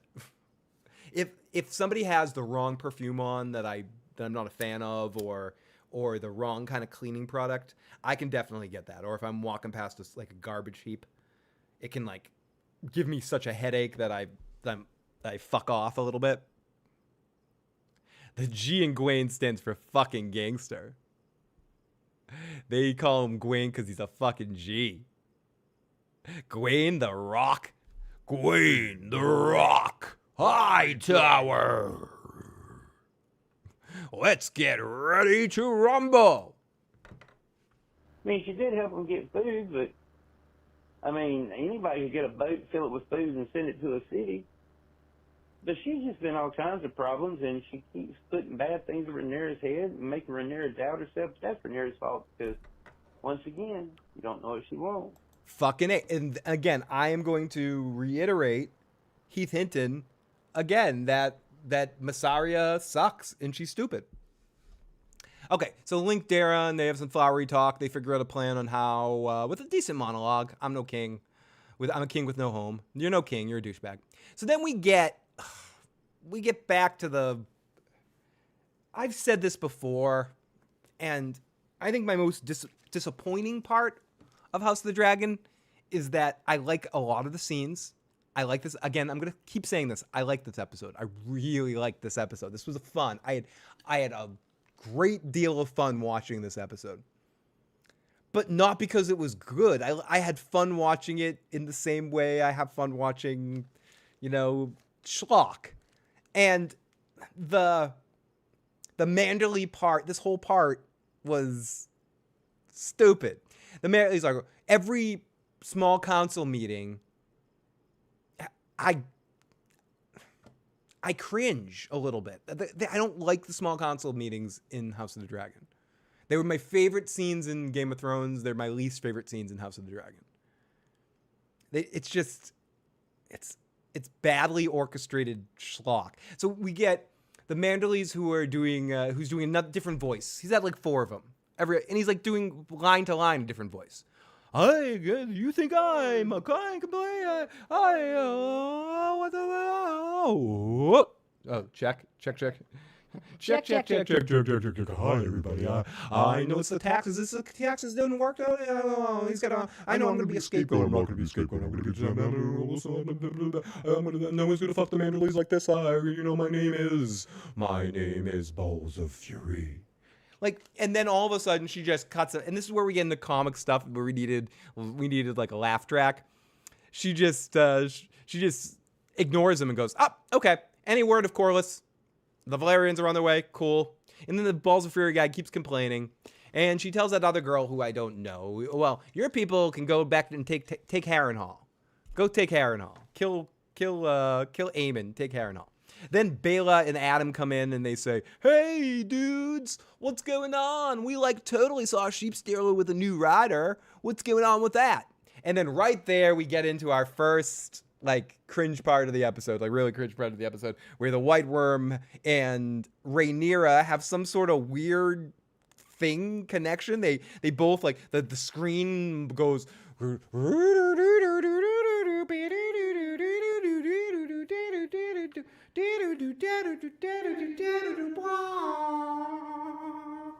It gets all weird for a second. And then they cut out to this whole big monologue with her complaining about Daemon. Misa Jaja Binks, Misa think Daemon is bad for you. He talks shit, he lies to you, he shit. Daemon does Misa think Daemon is stupid. Misa think I only thing you should listen to. Misa Jaja Binks and Misa put no confidence on Daemon Targaryen. I demand a vote. And Rhaenyra goes and talks to Adam. So then we go off to the Lannisters. Jar Jar really takes you out of it. It's suddenly you're in a different scene. You're a different show. Yeah, exactly. There's certain, exactly, Otorf. There's some parts of the show that are so good. So good. And then you're in Misa in Disneyland now. And I am in Galaxy's Edge. And we are hanging out with Jaja. It's just, it's bad. Oh, we got the incredible, the amazing Fandom D Saint. Make sure you check out Fandom D Saint and everything he does. One of my favorite people out here on YouTube, Fandom D Saint. Killing it. And the incredible Debbie, Ebby, oh, Bebby, Ebby, apostrophe, Ebby, in the live chat.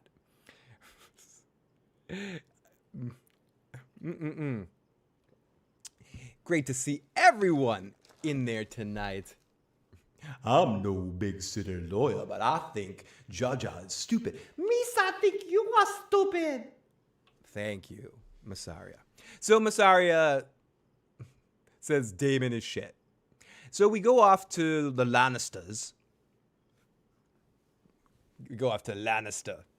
And Aegon and Larys' crew. They're talking about plans and the army's coming and Rhaenyra's people are coming. They talk about the weather or whether to go back. Not the weather. They talk about whether to go back. And they end up heading back to Rook's Rest. There's more stuff talking. I'm yada-yadding some of the fine-tune them. We don't have to go point for point. Or, I mean, we go point for point, but we don't have to go line for line here. This isn't that kind of show. Some shows, that stuff's important. This show, it's like bullshit. Let's get to the thing that actually happens. So then we get dinner time, everybody, with Alicent and Aemon. It's dinner.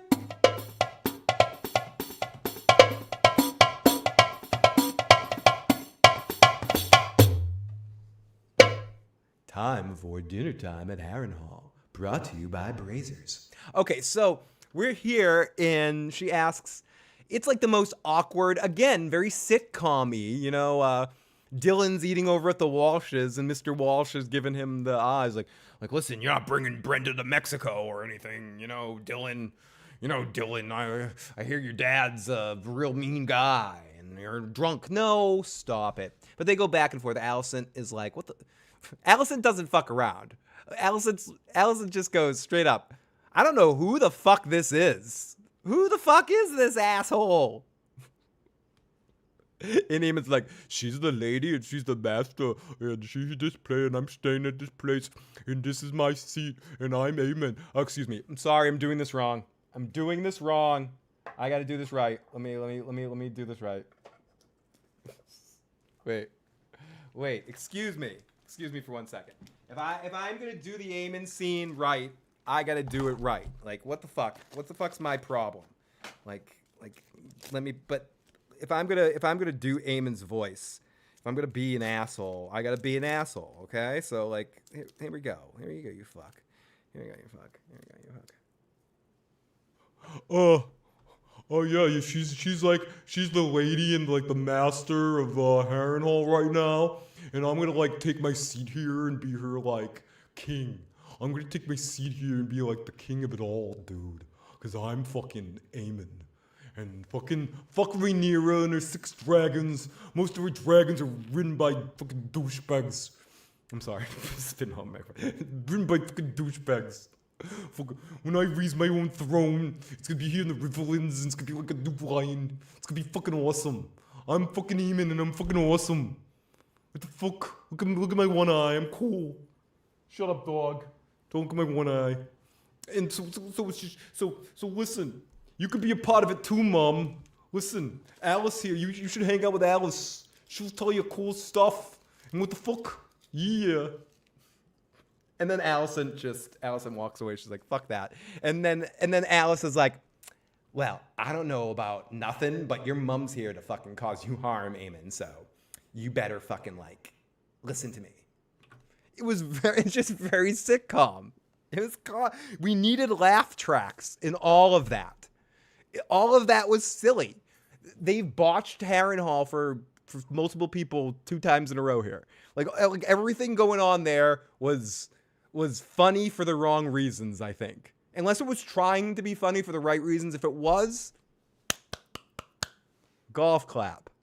If it wasn't, make it funny for me for the right reasons. Come on, be aware. It was just ridiculous. So, sorry for I need to get in costume. I needed to I needed to turn into character. I need an activator, I think they call it. That's what it is, an activator. Holy motherfucking shit. We got another super chat donation from BK. Thanks for the laughs. No, thank you, folks. Honestly, I don't get out much. And when I do, it doesn't go well. I get into fights at farmers markets. So this is my social activity. This is like they let me out to play.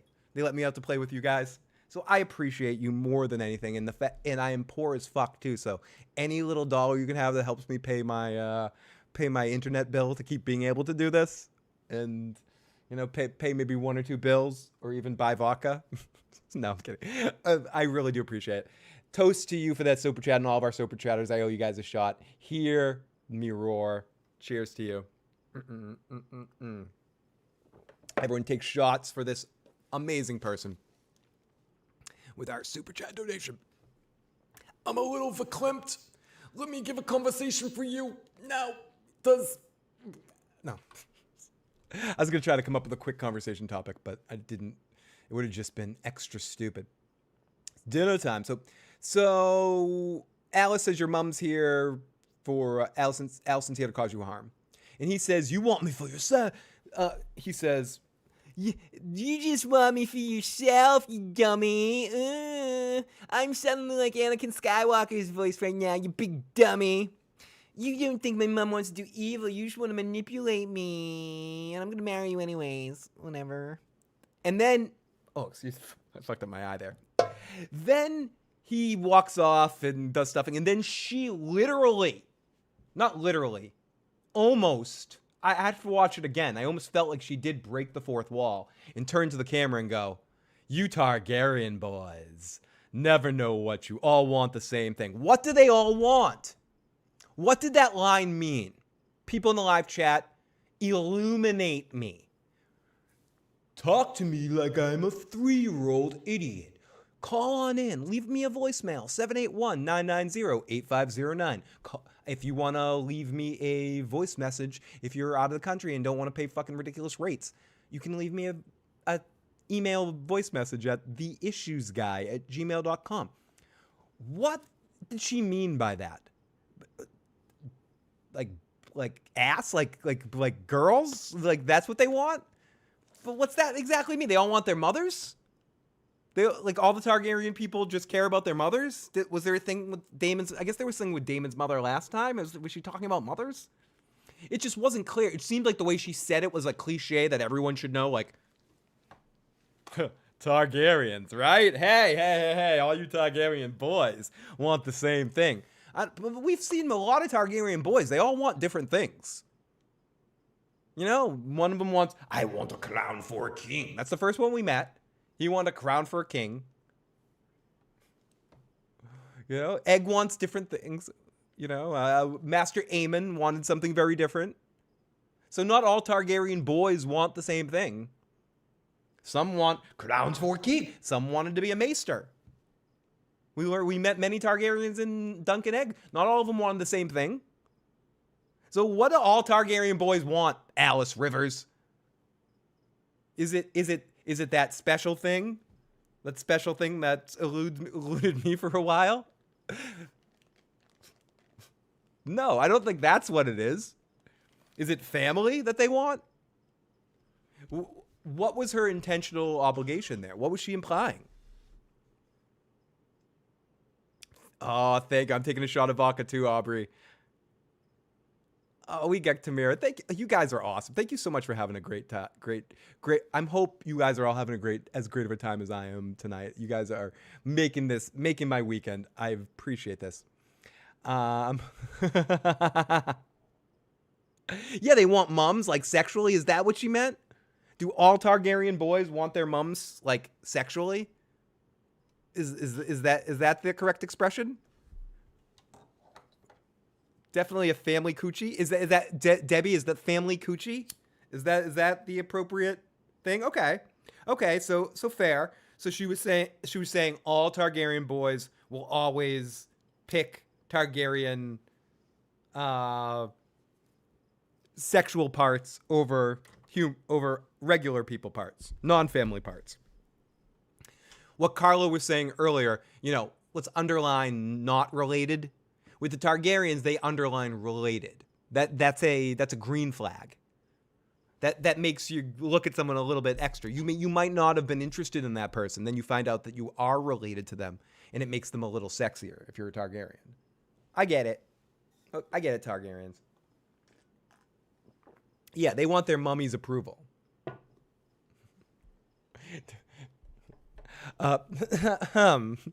So every time you've heard me stop and do that, it's because what's going on in my mind is way dirtier than I could probably properly say without sounding like a fucking a disgust tonight. Okay, so you Targaryen boys want all the same things. As Alicent runs outside and finds her dead friend, and she grabs her dagger and looks at the purple flowers. So she's looking at the dagger and the purple flowers. I mean, this is one of those show not tell situations. She took the dagger, but she also made a poisonous tea out of the purple flowers. It's good she knows how to do that. That's an important skill set to have, We've got the Walking David in the live chat. Great to see the Walking David. Great to have you, David. Aegon talks to the dude. Excuse me. Look at those flowers, David. Look at the flowers. Sorry. Let's play a few more seconds while I catch my breath. Want to talk to him. That's what I'm saying. She can't have both. She's either got to be stern or she's got to be liberal. And if she's coming into the throne, also it being taken from her, she's got to be stern and do stern things. And you got to make people. Yeah, I agree. I mean, she's not being very consistent with her activities. She cannot be loved and feared. Anyway, talk to you later, my friend. Hope all is well. I'm going to continue with the gummies tonight. Later. Please do. Please do. Every time, those of you that aren't drinking, if you take the hippie plant, feel free to jump on that as well. That works for a shot every single time. We got the Walking David in the live chat tonight. Always awesome to have David with us. And let me see something. Let me do a stream. Do this right here. Excuse me while I'm trying to do 3 things at once because I'm not good at multitasking. I forgot how to multitask once a long time ago. And in a part of this world that I forgot. Now, so Aegon talks to the dude. He says Rhaenyra is going after the Lannister gold. Larys and the Lannister argue about who's going to do what. And Aegon says, I will run no more, and I will die, but not as a fox in a hole. It was actually a really good visual shot of the two guys on either side of him. As he says, he'll make his stand here, and you can bury him as a king. And again, I will fight, and the Lannister says, I will fight with you. And I thought all of this was again, my favorite part of the episode. Larys says, you know what, guys? Screw you guys, and go home. And the Lannisters guys are like, what? And Aegon's like, just piss off. He's like, you guys, I got a lamp, and I'm already a fire. What I'll do is I'll sing songs of your loving days, and I'm going away. Screw you guys, and go home. And he just goes off. That's right. He just leaves. He's like, fuck you guys. And he goes. And Lannister's like, I'll stay here and fight for you. And he's like, I'm a cripple. I'm done. I'll make sure people remember you. And then we get into a big scene. We get into like our dragon fight situation. Fight.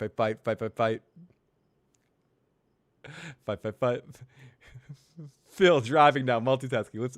Phil is a unitasker. I can only do one thing at once. Unless I'm playing music, then I can like play trumpet, drums, sing, Well, I'd have to take a break from the trumpet for a second to sing at the same time, and a couple of other instruments at the same time. I can do instruments at the same time, but if I'm trying to multitask situations, it's bad. Phil just flipped off the bus driver that cut him off. Listen, you guys, fuck you.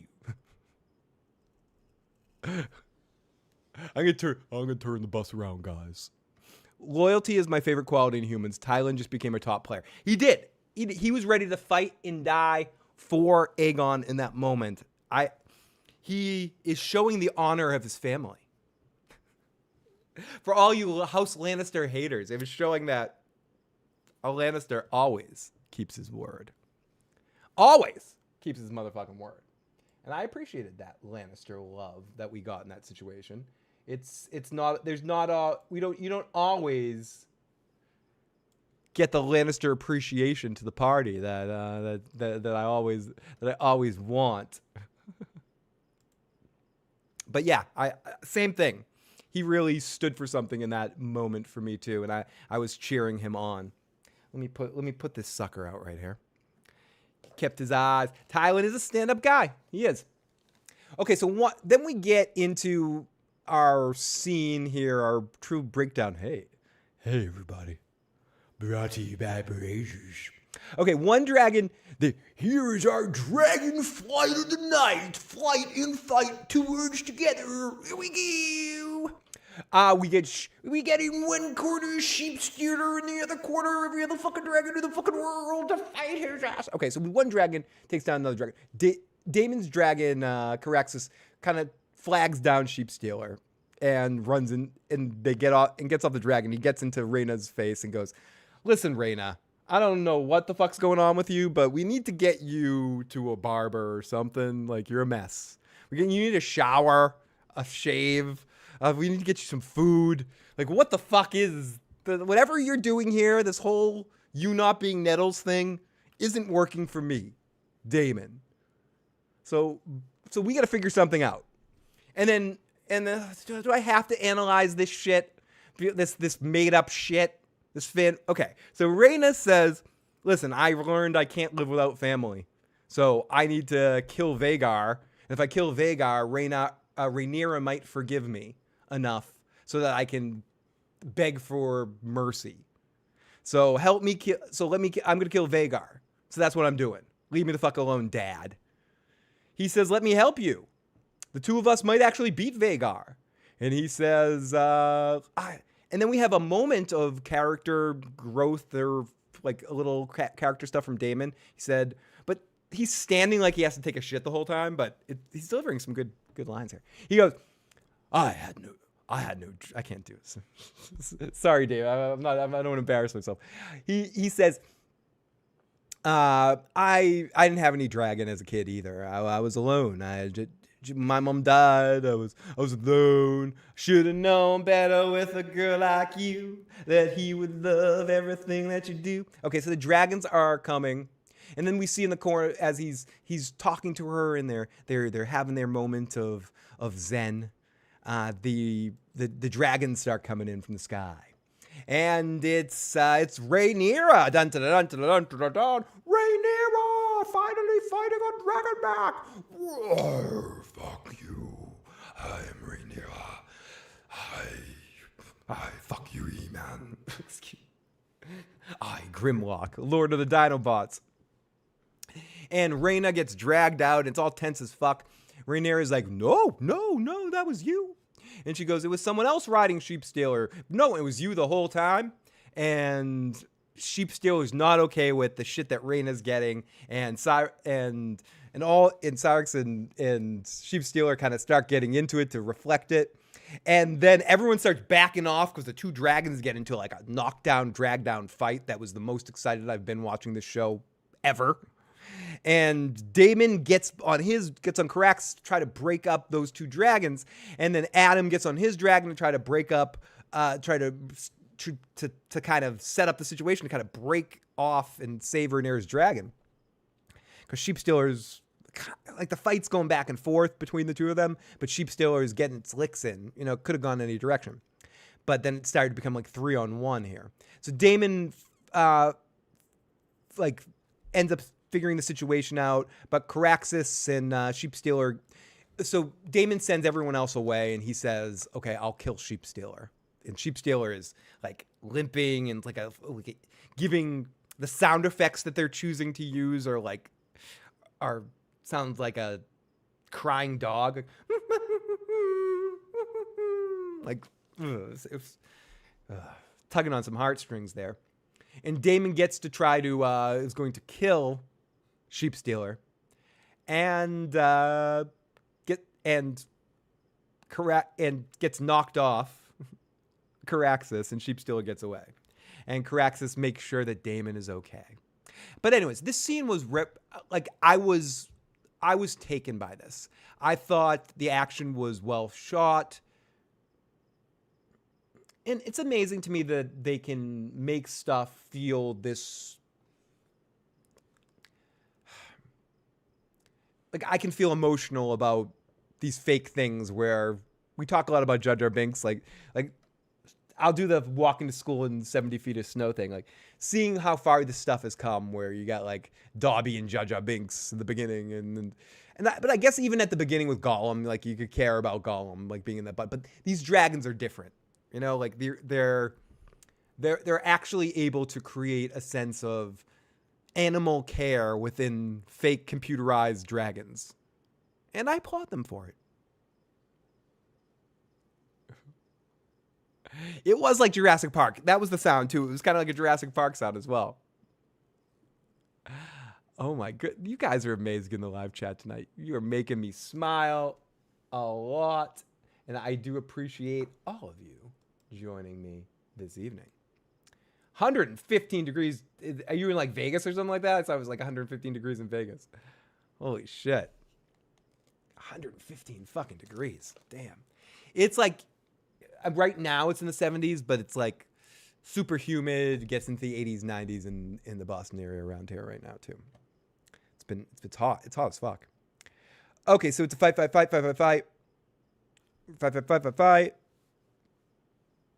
Caraxes and Damon were cute too. The way Caraxes is like making sure Damon is okay. Are you okay, buddy? So we go off to Massaria, talking about her. She's bringing one of her friends from one of the small folk friends up to kind of like just talk to her about what's going on and explain to her.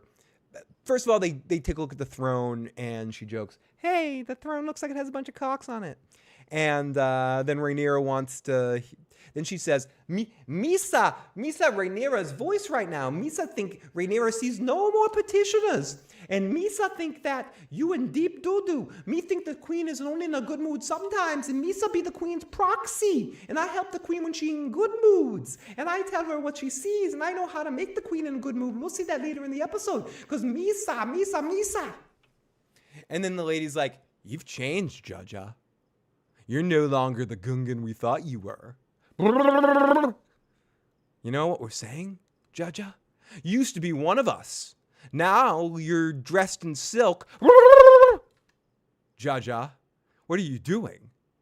You used to have big boo boo. Now you are small gong. What power do you have except bullshit? Did you bring me here just to say aw, because no one else will say aw to you? And then Masaria's like, Misa think I was stupid to bring you here. Misa think you think I stupid too? Misa say, I not just stupid here, me let you out. And she says, listen, you're just going to be forgotten, because that's what whores are. They're forgotten. And that's all I have to say about that. Then Rhaenyra and Adam come back in. They put Rhaena in a cell. Then we get more Alicent and Aemon. She brings him some spiced wine. And she's like, son, I've been thinking about you. I think you need some good stuff. I think you need some...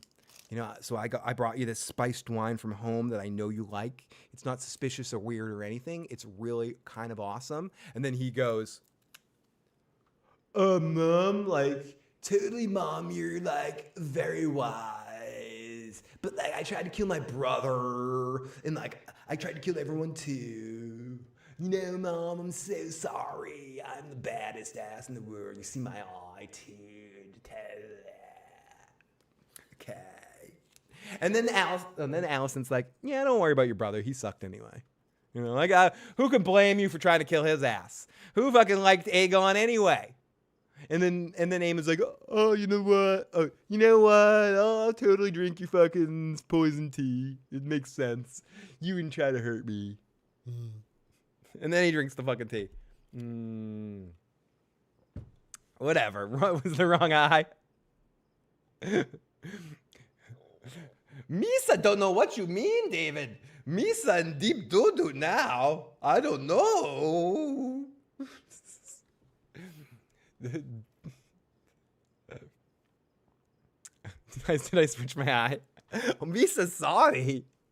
Misa in the wrong eye now. I'm a dum-dum. Misa in a Mel Brooks movie now. My eye patch keeps moving. Okay, so Allison and Aemon talk. She says he drinks the fucking tea or whatever the drink was, the fizzy lifting drink. Pick an eye and stick to it. Be committed, dude. What kind of I see why you never travel past Children's Entertainer, sir. Unless they're doing a remake of Pee-wee's Playhouse. I don't know where you're getting cast as. Okay, so to Rhaenyra getting her evening ready, and Daemon comes in and he says, listen, Rhaenyra, I don't know why I'm doing this stupid voice, but listen, Rhaenyra, we gotta play something. We gotta do this. Listen, girl. Wait. Yeah, Rhaenyra, listen. I didn't really lie to you. I just told you some mistruths. Like, I didn't betray you. I lied to you. It's different. I'm Daemon Targaryen. I'm the rogue prince. This is cool. Now, you don't worry about that. Don't worry about my lying.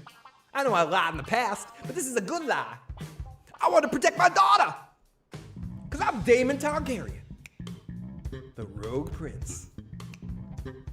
Look at me smile. Who? Doctor Who? Yeah, you know who. I'm who. Fuck David Tennant. You heard me say it. Fuck David Tennant. He couldn't play this. Fucking purple bastard. Look at me. Yeah.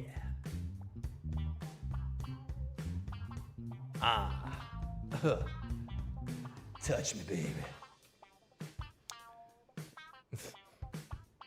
Okay, so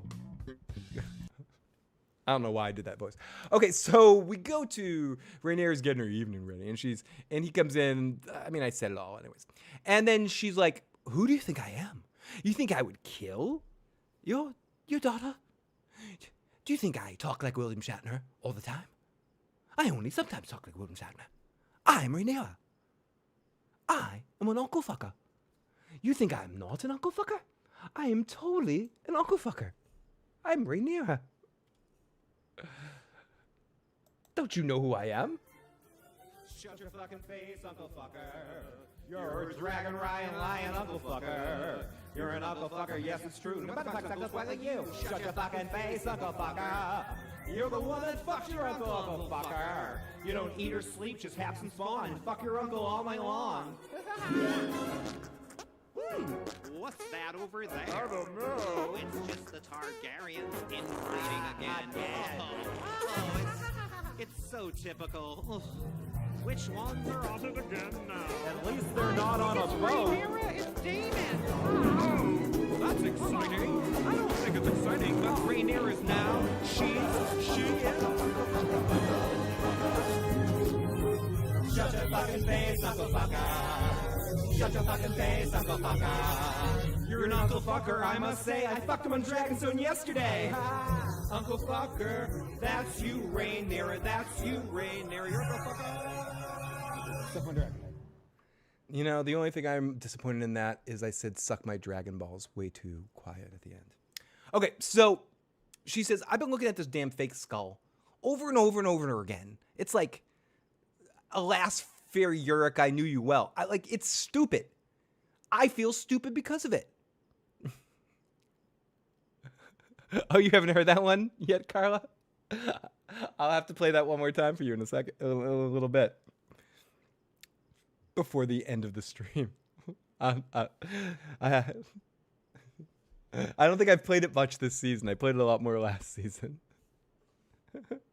Okay. So he leaves, and she's pissed. So Reyna is in there, and Bela comes in, and okay. Did anyone else read this scene this way? Before I finish here, okay? Before... Oh my goodness. Okay, so this scene, Reyna's in there, and Reyna's like... sitting in there. Wait, let me get my Reyna eyes going. And Bela comes in, and Bela's like, looks at her. And Bela's like, stop this bad acting, Reyna. And Reyna's like, I'm not bad acting. I swear I'm not indicating my emotions at all. And Bela is like, trying to melt into the actress that's playing Bela's like trying to melt into the scene. She's good. She's trying to feel into it. And Bela's just like, I'm acting right now. Maybe it's just how I read it, but it was like you had one actress and then you had somebody acting. You had an actor and then you had an actor. I'm acting. Hi. And Bela's like, oh, I'm sorry. Then Bela's like, stop this bad acting. Enough of this shit. As the music finally comes in the episode.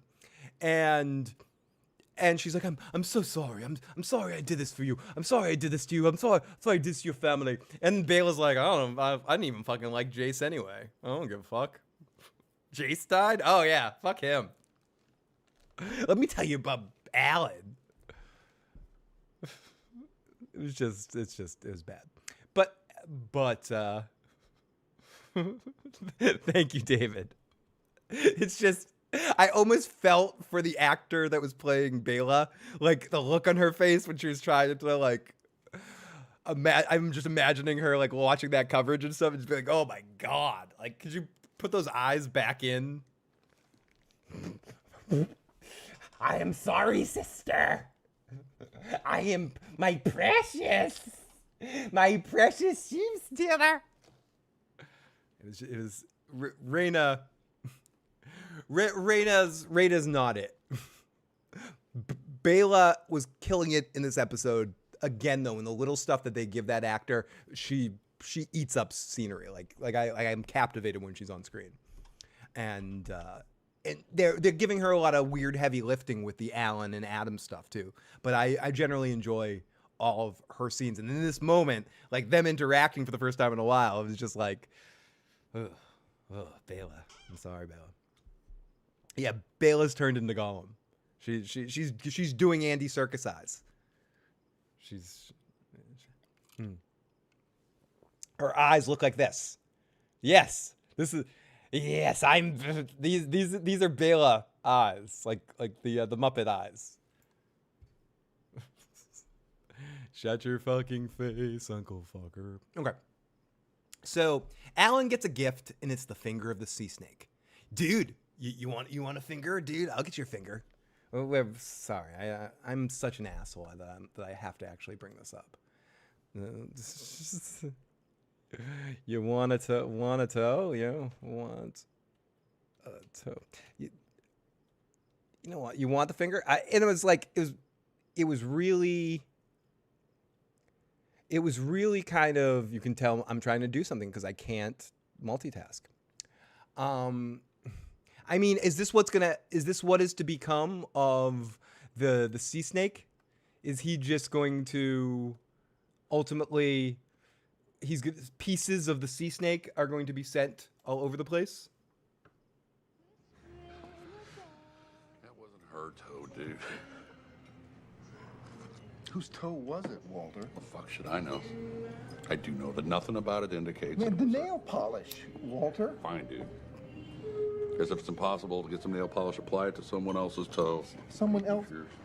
Where the fuck are they You gonna want a get? tow? I can get you a tow. Believe me. There are ways, dude. You don't want to know Walter- about it, believe me. Yeah, but Walter. Hell, I can get you a tow by 3 o'clock this afternoon with nail polish. It's fucking amateur. So I'm not saying we don't know that's Corliss's fucking finger there, okay? Okay, I like quote the dude nevermore. So thank you, Walter. Like you want to tell? Like they could have just put a ring, grab it. So hard to grab a finger and clip the finger. So we might get parts of Corliss continuously sent over and over again, or maybe they just stole some shit.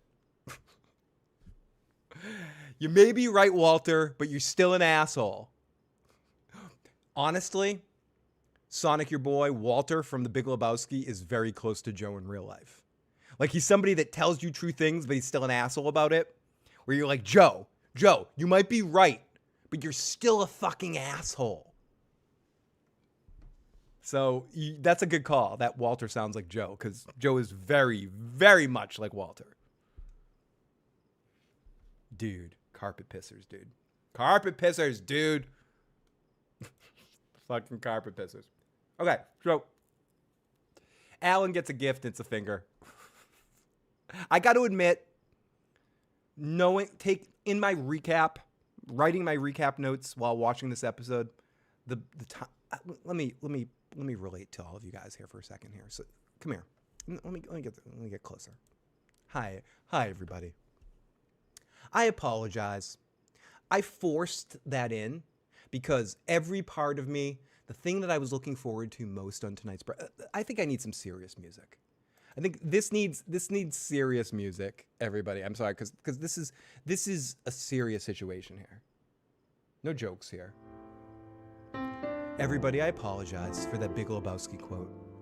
I forced it into the recap. Anytime I hear about a lost appendage of any kind, my mind defaults to that scene. So I look for excuses to bring up Big Lebowski quotes and bring them into real life. This is a weakness I have.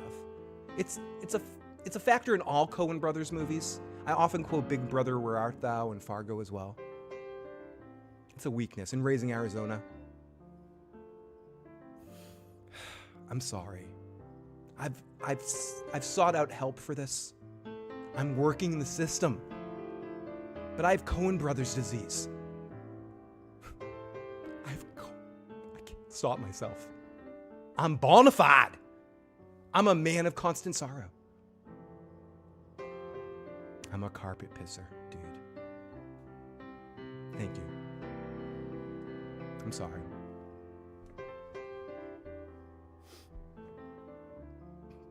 I'll be better in the future. Okay. Thank you. Thank you for that. Okay, let's continue. Let's get back to this fucking recap here. I've admitted my weaknesses. I've laid out my issues. Over the line, dude. I don't roll in shrubbers. This PSA is brought to you by Brazers. For all your motherfucking needs. Brazers. I'm a Dapper Dan man. He's bona fide. He's bona fide. I know, Carla. There's a channel why I'm niche. There's a reason why this channel has been niche for so many years. And the only reason people find us is through bigger channels like Tony, Carmine, Preston, History Buffs. Like, I've been lucky enough to have some bigger channels be my friends. You know, Tony is my co-host of choice, and I've been lucky to be friends with Nick Hodges from History Buffs and have him on. And Carmine has taken care of me since almost my first day on YouTube and given me shout outs and protected me. And Preston's let me on his channel a few times too. So it's because of things like that anyone even knows who the fuck I am. So I appreciate all of you. And Gray Area as well has let me on her channel as well. So I appreciate all of you bigger YouTubers that I feel like I'm the comic that's not very popular, but like all the other YouTubers like me. So enough people have found out about me. So I appreciate you. I appreciate my friend. I appreciate Gray, Red Team, Preston, fucking Nick Hodges, and especially Tony for dealing with me annoying him daily on all of his streams. You know, but no, I'm kidding. I would do every stream I could possibly do ever with Tony if I could. If money wasn't an issue and time wasn't an issue, Tony and I would do a daily radio show together. You know, we do a daily some sort of daily podcast / stream of some kind. That's how much I enjoy talking to Tony. Anyways, blubbity blah blah. Let's continue. So Alan gets the gift of the finger. Eamon walks in on Alice and falls down. Oh, Eamon walks in and goes, "Hey, Alice, my mom made me drink something, and I am that." And then Alice, for the second time in the episode, breaks the fourth wall and goes, "Idiot," and talks to us all, and that's the end of that episode. Phil, when you and Tony are on, if it's possible, always, absolutely. When Tony streams, if I am home and I'm live, even if I'm passed out on the couch and I can wake up and I can jump on, I always do, because that's how much fun I have getting to rock with Tony and Bridge when Bridge pops on it. All three of us, but we only get Bridge for brief sections of time when he stops playing chess for a while to join us for some fun. But anyways, yeah. Let me. I'll give Tony love until the end of times, because he's been as great as everyone else has been. No one's been better to me on the YouTube space, says Tony. He's somebody I consider a real life friend. You know what I mean? Anyways, I'm babbling about that. I'm a little buzzed, so I'm being a little, extra sweet. But yeah, fuck all those guys. Fuck them all. Fuck those dudes. I'm from Boston. I don't give a fuck. No. But in all seriousness, cheers to all of you folks for helping the people in the live chat, for actually finding me. Let's continue here. Gray is incredible. Gray is the amount of detail and time and effort and that she breaks down stuff. She's one of my favorite breakdown channels as well. The people I named were the ones I actually listened to too. Whenever Tony does anything Song of Ice and Fire, I'll check out his stuff. I really love Carmine and Preston and everything they do, especially Preston's his episode breakdowns where he does the different character voices and stuff like that. That's like, I fucking love that. That's like, I look forward to that shit every fucking week. And Gray as well. Gray's breakdowns are amazing. And so those are the people that I listen to. That's not to say anyone else is bad or better or better or worse or anything like that. I might be missing people I also listen to, but those are sort of the big ones, the big people that I listen to. They are the best. I got told by somebody a couple of weeks ago to never play the Crispy song again, that it was too cringy. So I don't know if I'm allowed to do that.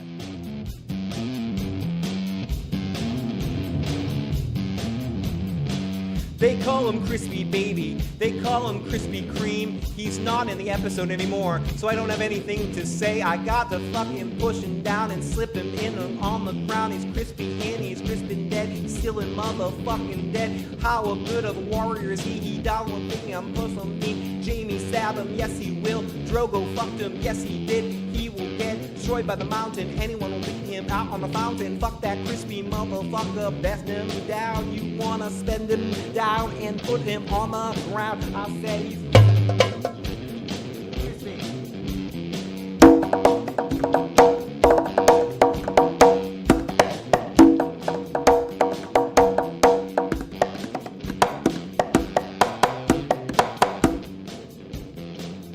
Crispy motherfucker, why don't you die? He already did.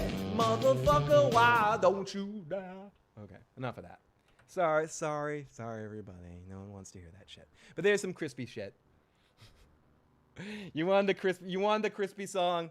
You got some crispy. There's some crispy for you, you motherfuckers. There you go. You requested that shit. Honestly, Carla is one of the only singers I watch too. Her breakdown and her band and all of her music, the stuff she does with her husband, some of the side music she does as well, and of course her the bigger project she's a part of is unbelievable. I was actually talking to my cousin the other day about a song that we wanted to re-record, and now we were saying that we wanted to get a female voice on it. And he's like, oh, well, this person. I was like, you know what? I gotta find a way to get this shit to Australia to get Carla's voice on it, just because her voice is who I hear on this song. So yeah. So, and again, I might never actually do that, Carla, but I'm just saying that's like, you popped in my head. I'm like, oh, that's what I want to hear. I want a Carla kind of voice on this song. So, she has a unique voice to herself as well. You know, her own. See, I'm a speak singer that can kind of, you know, vibe things out. You know, Carla is she sings. You know, she sings. Carla's a real singer, you know. I always feel a little, you know, I'm singing in front of Carla. I appreciate any minor compliment I get from her. But Carla's where it's at.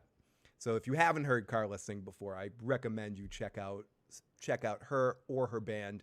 Please put the name of your band in the live chat, Carla, so people can check that out, and find links to some of your songs if you want to share that stuff. If you want to share it, you're welcome to in the live chat. I give you more than permission. And how is Carla not a mod? Standard mod. Yeah, save. There. Carla, you're now a mod. But yeah, feel free to share links to your music if people want to hear Carla sing. Okay, so Alicent is running away from the pain. I killed my son. Your son's not dead. So we flash over to Helena giving birth, and she wakes up, and it's a dream. Then we see her on her dragon, Dracarysing a bunch of motherfuckers, and then we flash to nice days on a farm with kids. And we hear, it's like the sound of music. The hills are alive with the sound of music. And then there's snow, and wait, was that the Night King? Do we see the dagger? Dagger watch. Is it dagger watch? I saw some Dagger Watch shit going on. I thought stuff was going on. It's a big mess.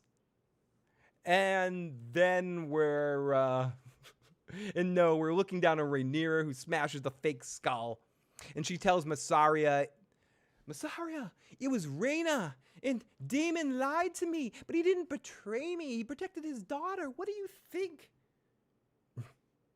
Misa, Jaja Binks, Yusa making me in your image. Shit, Daemon is a stupid.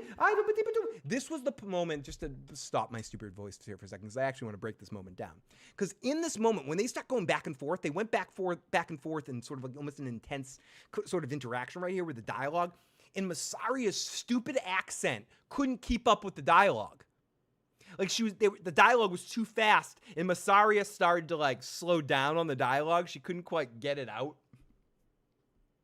and it was messy. It was very messy. This was one of the worst scenes of the episode, to be honest with you. And they just go back and forth. Something about Daemon, and you should trust Daemon or not trust Daemon, and you should trust me because Daemon didn't lie to you. He didn't betray you, he did lie to you, but he didn't betray you. And something like that. My head hurts when I start trying to analyze Massaria's dialogue, because it's just like you get every other word because you're groaning every time she talks. Misa, don't know what you're talking about, Phil. Listen, dude, shut up. No one wants to hear your voice. Misa think you're done with me now. No, I'm not done with you, but you could chill a little bit. No, me stupid. No, you're stupid. Sorry. She just won't shut up. Like, you hear that voice in your head. You talked about me being the demon dark voice of your dreams. That's the demon dark voice of my dreams. In hell, if there is a hell, do you know what I will be doing?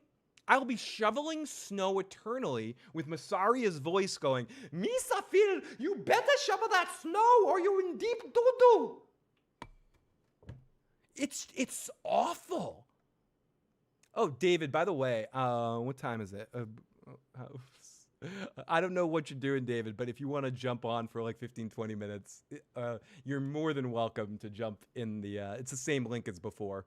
I meant to say that earlier, but if you want to, you're more than welcome. You don't have to tonight, but if you would like to, you're more than welcome to jump on. And if not, love to hear you call in and leave a voicemail of your thoughts in this episode. it's just Misa really stupid. What are you doing? You're making me in your image.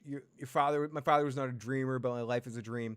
It's just bad. You're the best. You're the best queen. You're gonna be the queen. You're gonna win just a little bit long. Misa think you just need to work a little bit longer. And then Rhaenyra says, look at me. And then Rhaenyra goes all fucking Wayne's World. Rhaenyra goes all fucking Wayne's World, and she's like,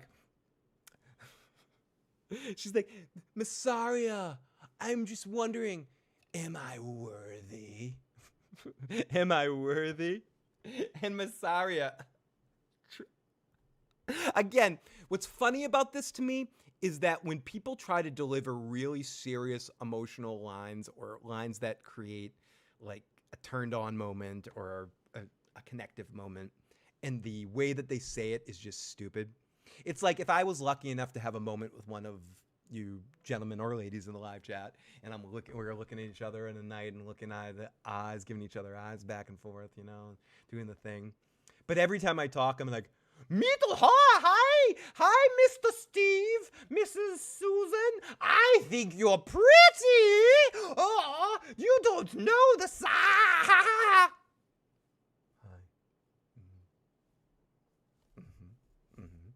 Risa, think you know Risa. You know, it might ruin the moments. You know what I'm saying? Susan or Steve, whoever we're talking and having that good night with. You know what I'm saying? The female characters are so well written. Rhaenyra and Alicent are so well written. And Helena is a well-written character. Yeah, I would say minus Massaria, they're more fleshed out than the dudes on the show. Misa have the white worm on my neck. Misa and Deep Doodoo, don't talk to me. So let's finish off this recap while we're waiting for David to jump on here. Am I worthy? In this moment, I have never been more certain of the Jedis to get the Coruscant and get the Supreme Chancellor to lay on top of me down by the fire. So Rhaenyra, she says, hey Rhaenyra, dude, I've never been more certain of anything in my entire life. And then they kiss again. And my question is this another actor choice, or was this something that the show decided to build on because the actors made a decision to kiss each other on a shit take? It's fucking... This is coming from someone whose favorite shows is about... But that's the proper place for that, Miss Julia. You're right. That's the proper place for that. I'm going to go back. When I get off this stream, I'm going to go watch episodes of 90210. Beverly Hills 90210. And then I'm going to watch the CW 90210. Because I like both. I like shitty shit. I was eating Love Island this year. I watched Survivor. I watch shitty shit. And I own it. And I like it. I like this episode tonight. But this episode was ridiculously Saved by the Bell sitcom-ish tonight. But fun. Fun. But sitcom fun. I need some cabbage. We've got many vibes TV. And I also saw Uncle D earlier in the live chat. I forgot to say hi to Uncle D. Many vibes says the Emma Darcy sucks. Her character is trashed. The writers of the show are rooting the damn fucking show. Luke Perry is goated. Honestly, the reason why I watched 90210 when I started watching 90210, was because of Luke Perry. I was, at the time, dating a girl named Caitlin, and she made me start watching the show. But when the relationship ended, I didn't want to stop watching the soap opera. And I continued watching, mainly because of Luke Perry in his storylines. I enjoyed the Dylan stuff. Except when he went and hung out with that horse lady. That was just stupid. That was as annoying as the Grey Worm Jar Jar Binks stuff. Okay, so let's finish off our episode here as we'll get into a little bit more Massaria stuff a little bit later. Lannister and Aegon are at night in the woods, and someone is approaching. They both say, "Let's say our final goodbyes." And here comes the army. They say they do their, "We claim this place for Rhaenyra. Throw down your weapons and let's go." And the Lannister's like, "What do we do?" And he is like, "I will not surrender to the false queen." And they kind of recognize Tywin, and they're like, "Is that Tywin Lannister? You got to tell us where the gold is. Tell us, or we'll torture you until you tell us." And then Aegon introduces himself. He starts saying, "I'm Aegon Targaryen. I'm the true heir. I'm anointed by the High Sept. I'm the one. I'm Aegon. Don't fuck with me." And then as everyone is backing up, as I said, like in a kind of sitcom way, they're all backing up because the bully's standing behind them. And back up. And then they all notice that here he is, Sunfire, standing next to Aegon. And we get what I referred to earlier, and I'm going to reiterate this. The best fucking Dracarys we've got on the show since Dany burned it all down. No, not you. Where is it? Sorry, I can't find it right now. Since Dany burned all those slavers. This was an awesome fucking Dracarys. I was with this. I was built into the scene. This is why this show is a fucking mess. Because it's so good sometimes. And it's so bad sometimes. It was so good in this moment. To me, this moment was so fucking awesome. Like, Aegon's Dracarys here and Tywin ducking while the dragon just goes. Ah. This is why I watched this show. This was a fun fucking moment. Aegon is the best.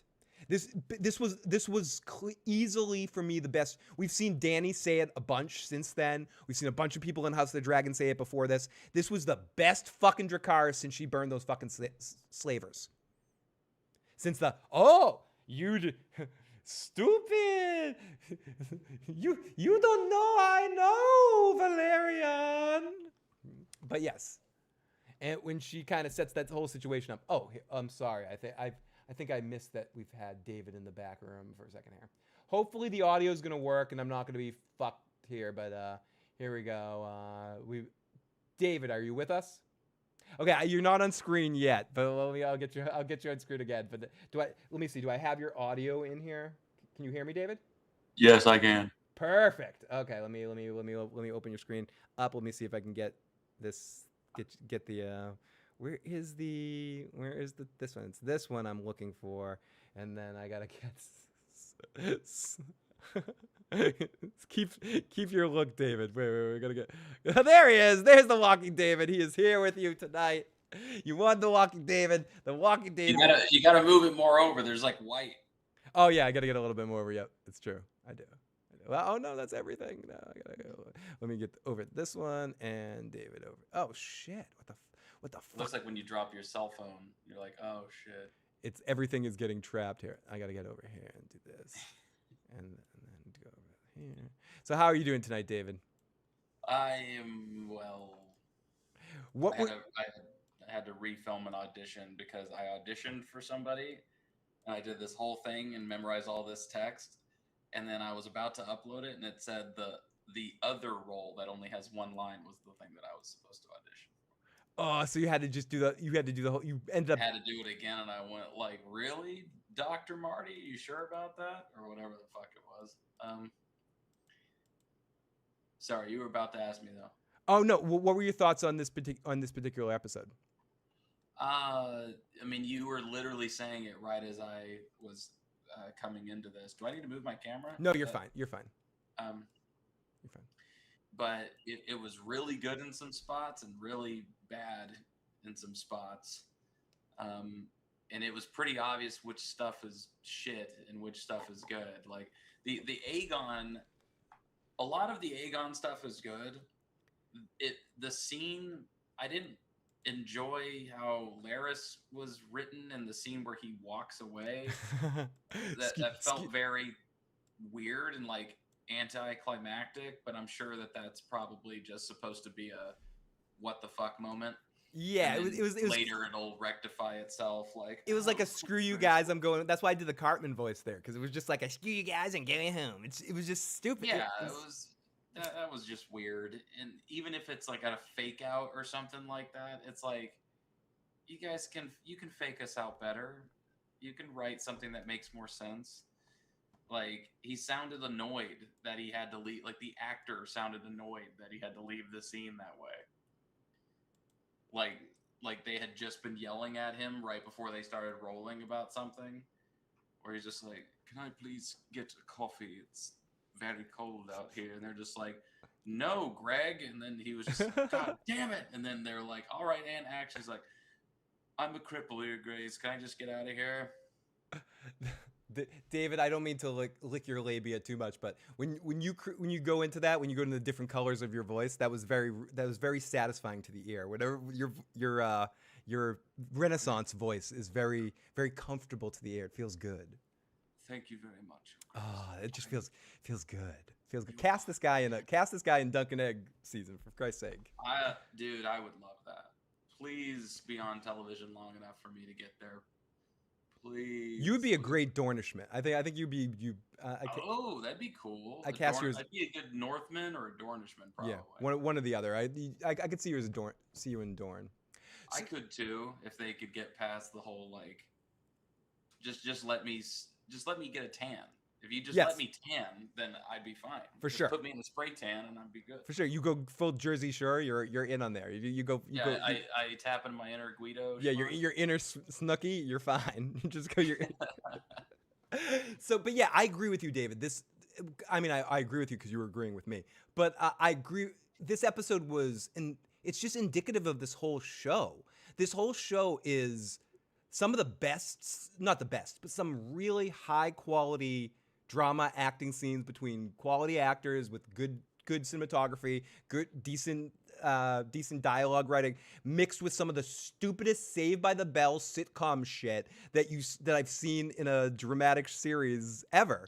And it's weird where it comes in sometimes. It's very misbalanced.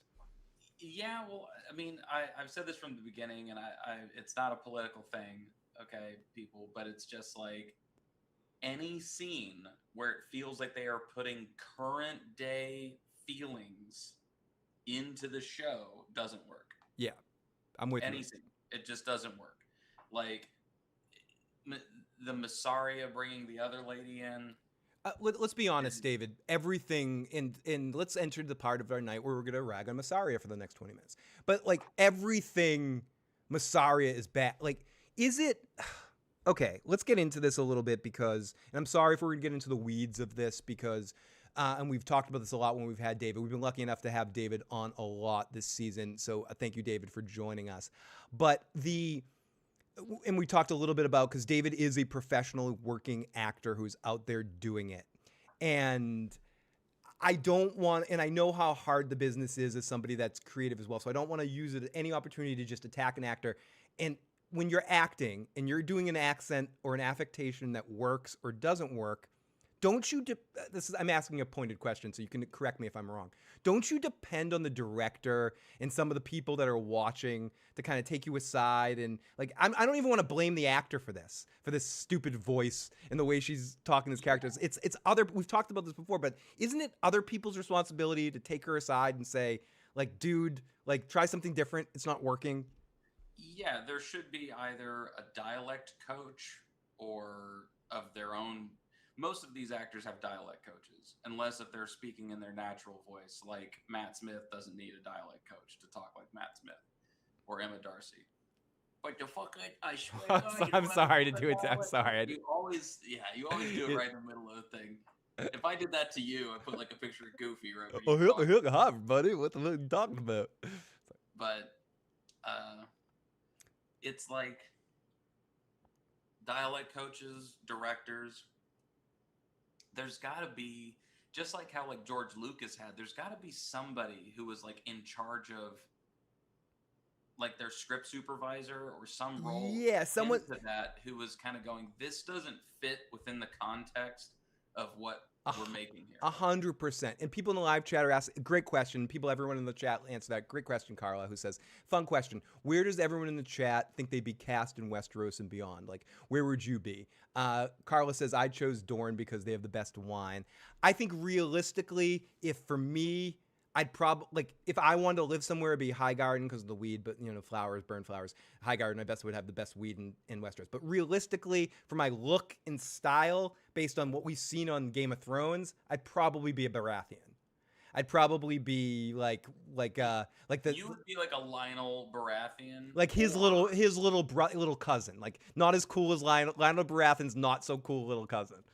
You would be good at that, or honestly, I could have seen you as like a Shariko Lohar. Yes, like, something like that. Something where you get to be wacky, but you have like vengeance. You're like a mix between a pirate and that clown from One Piece. Yes, that's me. That's me in my wheelhouse. David, we already said someone from Dorne. I could definitely see you.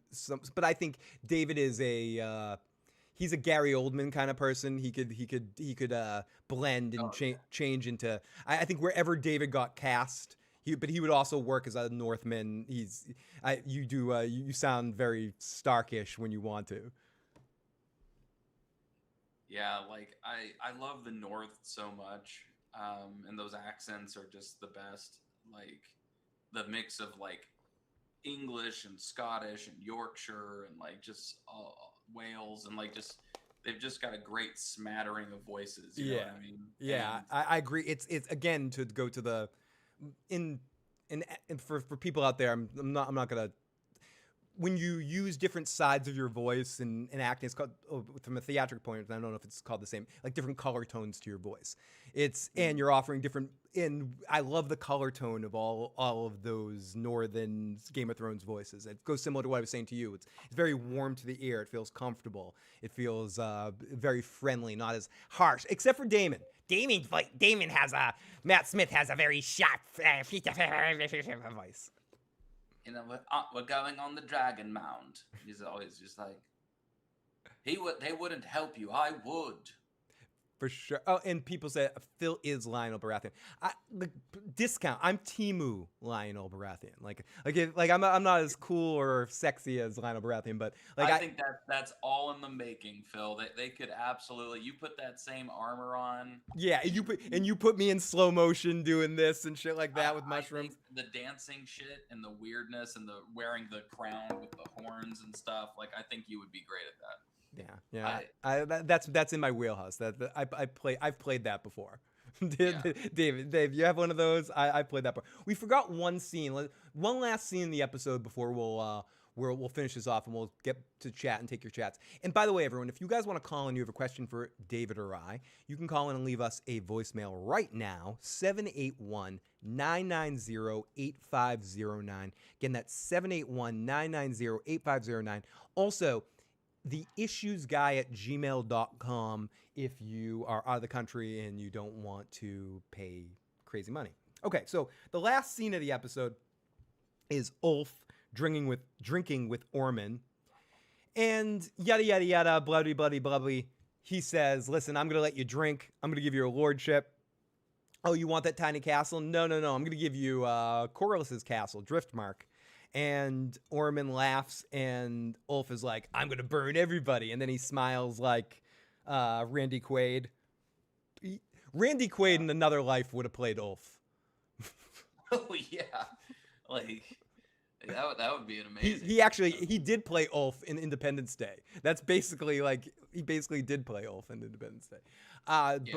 And then Ormond and him laugh, like evil laugh. I'm going to get drunk. I'm going to sniff things.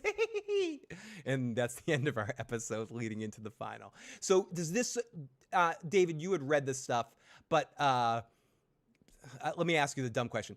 In the books or in the situation, does it surprise you that Ulf is going to looks like he's going to switch sides here? No. It doesn't surprise me. What I wish was the case was I wish the reason was way more valid for them to be mad at Ulf as opposed to Daemon just picking fights with him because he ran into him in the street or, like, you're having a beer, what the fuck's wrong with you? Like, yeah. Imagine if we went to war we created enemies in our lives just because, you know, you ran into someone at your coffee shop you didn't expect to be there. David, imagine if, okay, dream scenario here, you are lucky enough to get cast in something big and you become control of a production house and you create a script and you're like, oh, I have a part that's very perfectly crafted for Phil. Now, imagine if you cast me in that, you chose me, you said, hey, Phil, come out. And then in the off hours when we weren't working, you said, by the way, in those off hours, you're not allowed to smoke weed. Like, why would you have cast me? Like, what's the point? You know, what's the point of getting me why would you invite me there and not expect, granted, if I'm acting, I don't smoke. This is actually yeah. But like I will smoke like at 3 o'clock in the morning after to go to bed or something like that. The difference is that why weren't like these rules should have been easily like more than just implied at the very beginning. It should have been. Do you want me to do Tony? No, you don't. You don't have. I put that on to cover my face while smoking. You can do. You can choose to do Tony or not do Tony. That's your own choice. That's not me telling you to do a voice. Fuck a bush. You just can't help yourself. I've learned that I love you enough, David, that I'm never gonna ask you to do another voice again. Like it's just when you want to. No, you can. I don't care. I'm fine. No, you have too many people that like you know no. Like maybe sometimes. No, I feel like I know you enough to be like asshole. Do Rick Grimes now, asshole. Do it. You know. It needs to be you gotta feed the context more. It can't just be cold turkey. But exactly. Not like the impression can't be, but I could go through a million people right now. But it's like, what was I answering? What'd you say? I forget. Oh, Ulf. No, I was answering the situation like if you're and I know it's different. If you're working with. Again, if you're working with someone and you know that that's part of the element of who they are as a person, you can't be surprised when they do the thing that they're element to do. A better example would be like, you can't hire me and feed me and not give me pizza. I only eat 3 things. I eat 3 things. You have to feed me pizza. If you're just like, no, you can't eat pizza, that's better than the weed thing. Like then I'm just not going to be able to come. Like I need to eat pizza. It's the equivalent, same with other characters, of Rhaenyra calling Mysaria out for lying, and it's like, yeah, but that's what you pay her to do. Like, that's her job. That's her job, and it's like you're getting mad at Daemon for being a hothead who wants to go to war when he's a leader of men who fights in wars and battles all the time, and he has. So, and Corlys is the same. It's like, oh, you're mad that this guy who has all of his family and ties are to the sea wants to constantly go back to the ocean, and you're like, why are you so shocked? But it's also like, if that's not supposed to be his nature, it's an easy workaround.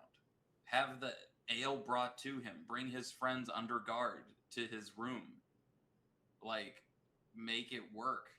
Like, that's not even shit that the queen and the king have to give you permission to do. You could probably just ask other knights to like cover for you. Like, hey, can you just go and grab these 2 guys? They look like this. They're at this tavern. Bring them here to me. And they'll be like, why? Queen's work. Don't worry about it. People in the live chat, they're treating Ulf like they own him. Alan, yes, because I feel you were not even claiming him as your dad. Now you're upset. Ulf's turn was as well done as Dany's. For better or for worse, it's all there. What they care about is the stripping away and feeling uninvolved and resentful. Yeah, they wanted you to feel him resentful of what was going on and all that situation. I think it made sense. I think once again what Ormond said to him, once Daemon knocked him down and pushed him down, it makes sense even beyond the drinking thing. I'm just joking about that in the sense of like what's wrong with you hire someone to be a dragon rider, like let them be themselves. Like if you hire a musician that has certain habits and you know he has certain habits, you can't tell him not to have certain habits and perform the song. You just got to let him be himself and do the thing. You can't just like overcorrect after the situation. This is the guy that's riding the dragon. He cares about drinking and having fun, and he wanted a house, and he's been claiming give him a fucking place to live. Like give him a fucking castle. You're fucking Rhaenyra. You're being a douchebag to everyone else. Give him a fucking castle. Well, and it's also like if Damon has some sort of hate for these guys, can you at least have him have a discussion with Rhaenyra explaining why, at least a little? It doesn't have to be super on the nose. It could just be like, like they might be dragon riders, but they're not of our blood. They're not of, they're not like us. If we conquer the world, they're not going to join us, Rhaenyra. We'll have to strike them down eventually. Like that kind of thing. Misa, Damon. Misa think you're stupid, Damon. Misa don't trust you. Misa Masaria. Ooh. Yeah, Sorry. Dude, she's goddamn, But okay, back to that. I want to not hate her because I don't think all of her, because there was a point in this episode, David, where the dialogue was too much for the stupid accent. And she lost it in the middle for a second, and she lost it, and then she brought it back.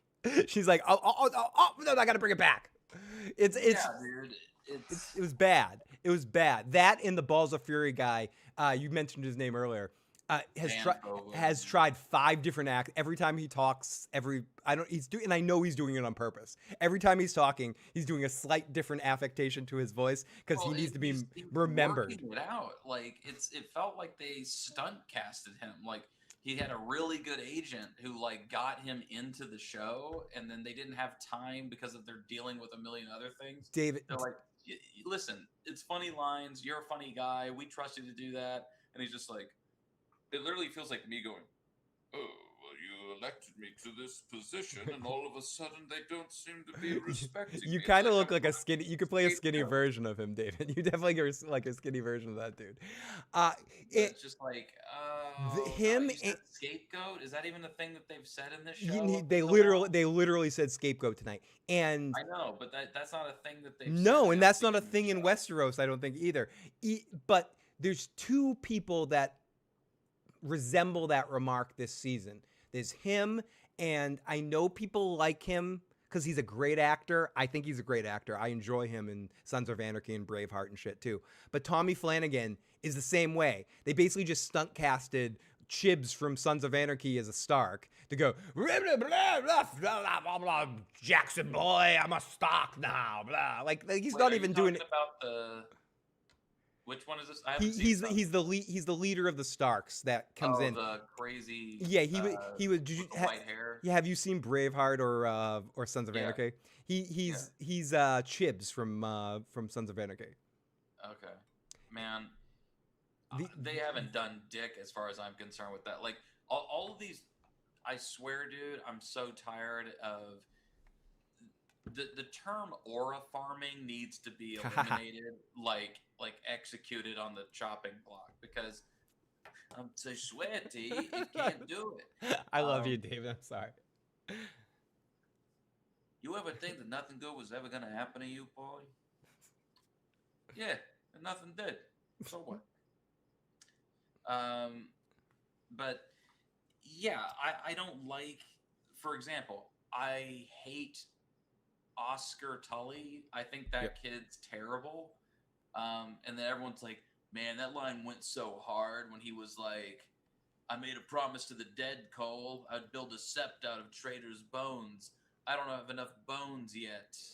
And I'm like, coming out of his mouth, though, that's it looks like a little skater kid saying it. He doesn't look like he fits in that world, and his accent is not good. Go back and rewatch any of the scenes from the 2nd season with him, and it's like they ADR'd. Yeah, they every single line that he said because he couldn't do the accent, but he had an acting class after his father, the producer, made him.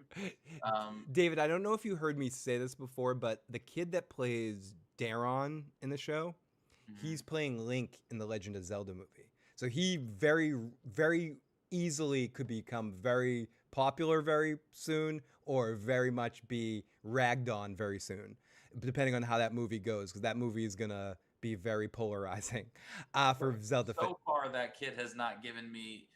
I think he's a good actor. He's all right. They haven't done a good enough job. Been given anything. I don't give a shit about him though. I just.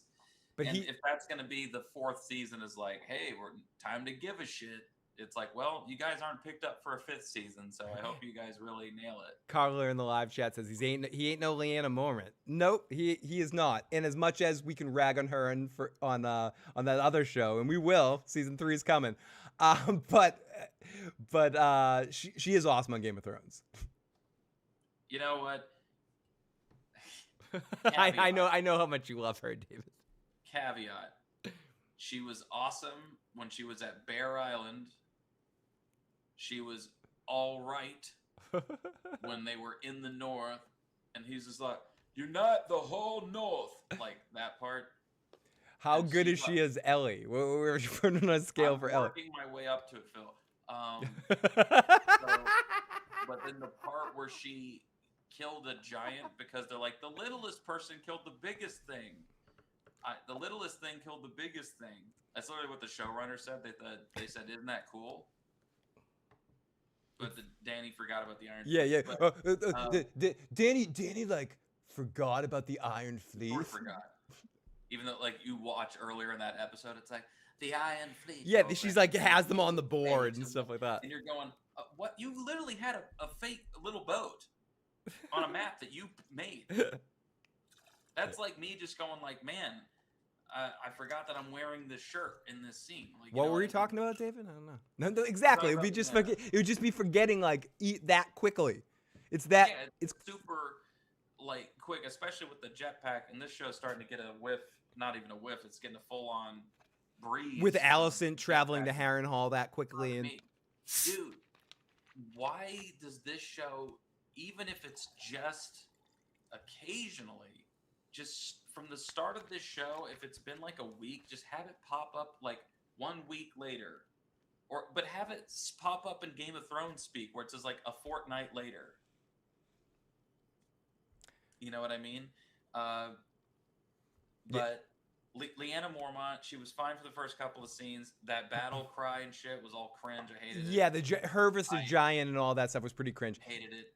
Terrible. And then her as Ellie, horribly miscast, and just not ostensibly not good and aged out of whatever.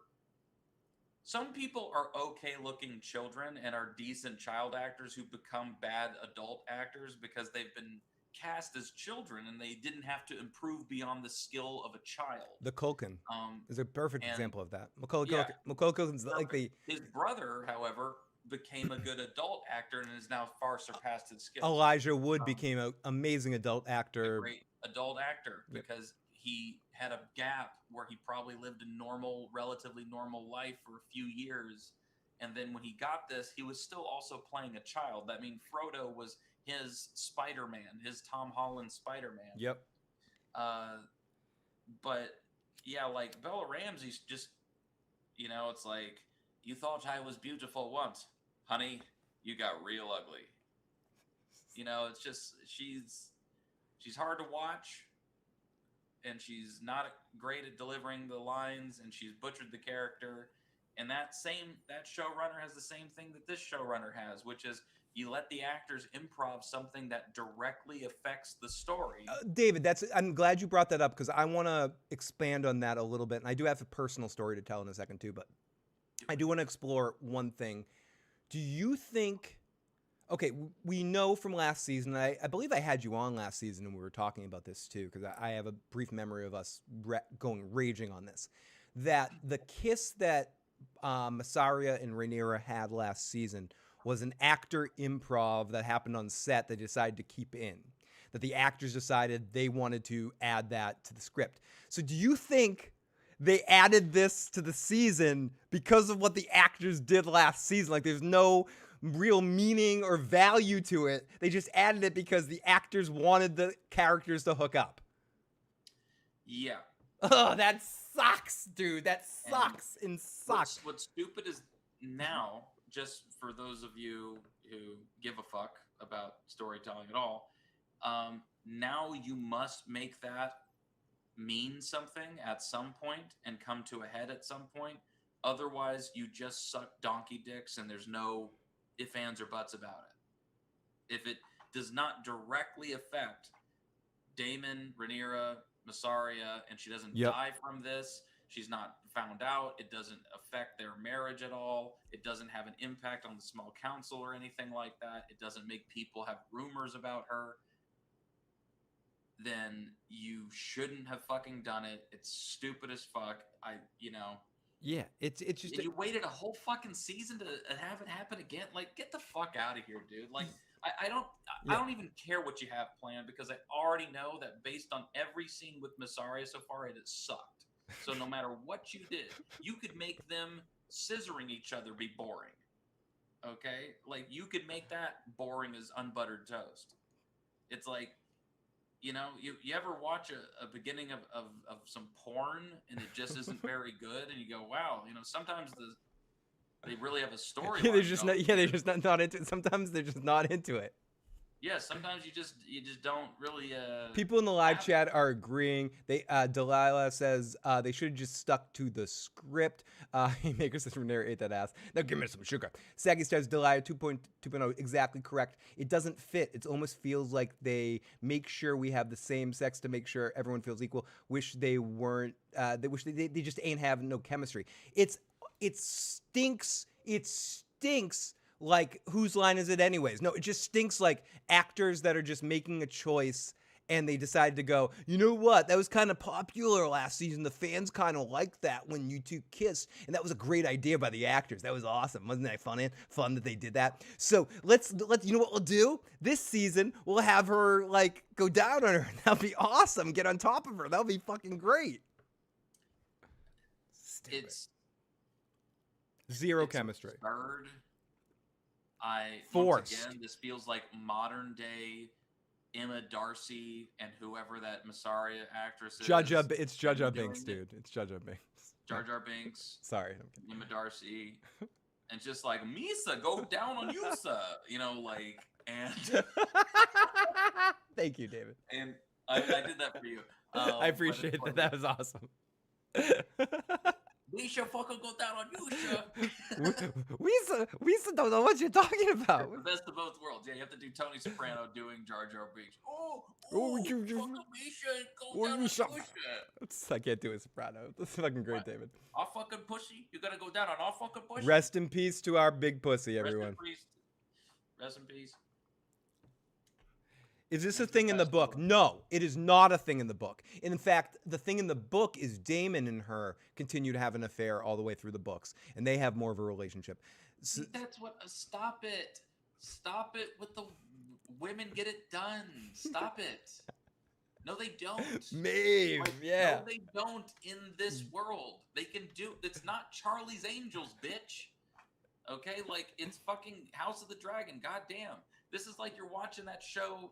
What is it? The Queen's Gambit or The Crown or something like that. And all of a sudden there's just like the Queen of England is just like, oh, just like that, Carla. And you're like, whoa, what?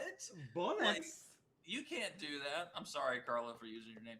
I was on the screen right as I was. Yeah. Sometimes you just pick the first thing in front of you. It's true. You got to pick. That or Delilah. I just saw that. But it's just like bloody hell, Delilah. My giblets are tickled. My giblets are tickled. And it's like, listen, dude. I'm so upset by it. And because listen, you fucked up, dude, when it doesn't make sense for the story and men don't want to see these two hot women go down on each other. I have no interest. I couldn't have been less interested in two girls. Dude, I couldn't have been less interested. And both of them are attractive women. I couldn't have been less interested. Both, like, I just want to make it clear, and I'm not trying to be pervy. Darcy's fucking hot. And the girl who plays Massaria is gorgeous. If the two of them, like, I couldn't have less interest in seeing two girls hook up. It was the most boring thing, useless thing. They had zero chemistry. It was it was the worst part of the episode. The worst part of the episode. Off air, dude. Like, listen, Emma Darcy, when you see her in interviews, she loves leaning into the masculine shit. Okay, that's fine. Totally fine. And I guarantee you she is slaying pussy in real life. And so she wants it. Yeah. It was an idea that she wanted. And even if the other actress is happy, because if you're even bi or you want to too, you get more screen time. Hell, we're bumping you up to guest star for this episode because you're going down on the queen. You know what I mean? It's like she's not gonna fucking complain. We talked about this earlier. Do you think Rhaenyra returned the favor? Or was that just Pillow Princess Rhaenyra? I'll tell you how it should go. We don't want to go too far. Can I talk to you for a second? Here, let me get close. Get close. Let me talk to you for a second. Say what you're gonna do. She's the queen. You go down on her, okay? And then she fucks you with the null post or something nearby. Or you wait till Daemon comes in. That's the party. That's the party. That is the party. So, and then you do this. When you finish, you just go chalk it up to the game and you punch her in the head. You go full Shawn Michaels there. She's just a sexy boy toy. She's just Emma's your boy toy. And then you have people on YouTube cut it up and they just go. They put the Lizzo song like, in a minute, I'm gonna need a little bit of sentimental, like. Yeah. One of those trending TikTok songs with the basketball girl dancing in the butt. Emma dating me, but she pretends to be dating someone else. She throws off the truth. Sonic, your boy, I'm sorry. Like, maybe one day she will appreciate you for who you are. Delilah says the only thing the show-wise is played off, a whore will always be a whore to the royals, Rhaenyra and Daemon. We also have a new name I haven't seen there, Dre, Emma dating a man. We also have Ernie Town in the live chat. Great to see Ernie Town in the live chat. Seen some new faces in there. We appreciate it. You're just a sexy boy toy. But yeah, this going into the final episode of this season, this has been an odd season, David. Going into this final episode, this has been an odd season. This is a lot of highs and a lot of lows. This season has been more not polarizing, up and down. I don't know what the correct word for that would be, but it's been more all over the place in the sense of like quality. EKG, dude. It's just where crazy. I think season 1 was generally all good. Season 2 was generally meh but decent. This season there's some moments in this season that are really exceptional. Because they're this season is better than season 2. Way better than season 2.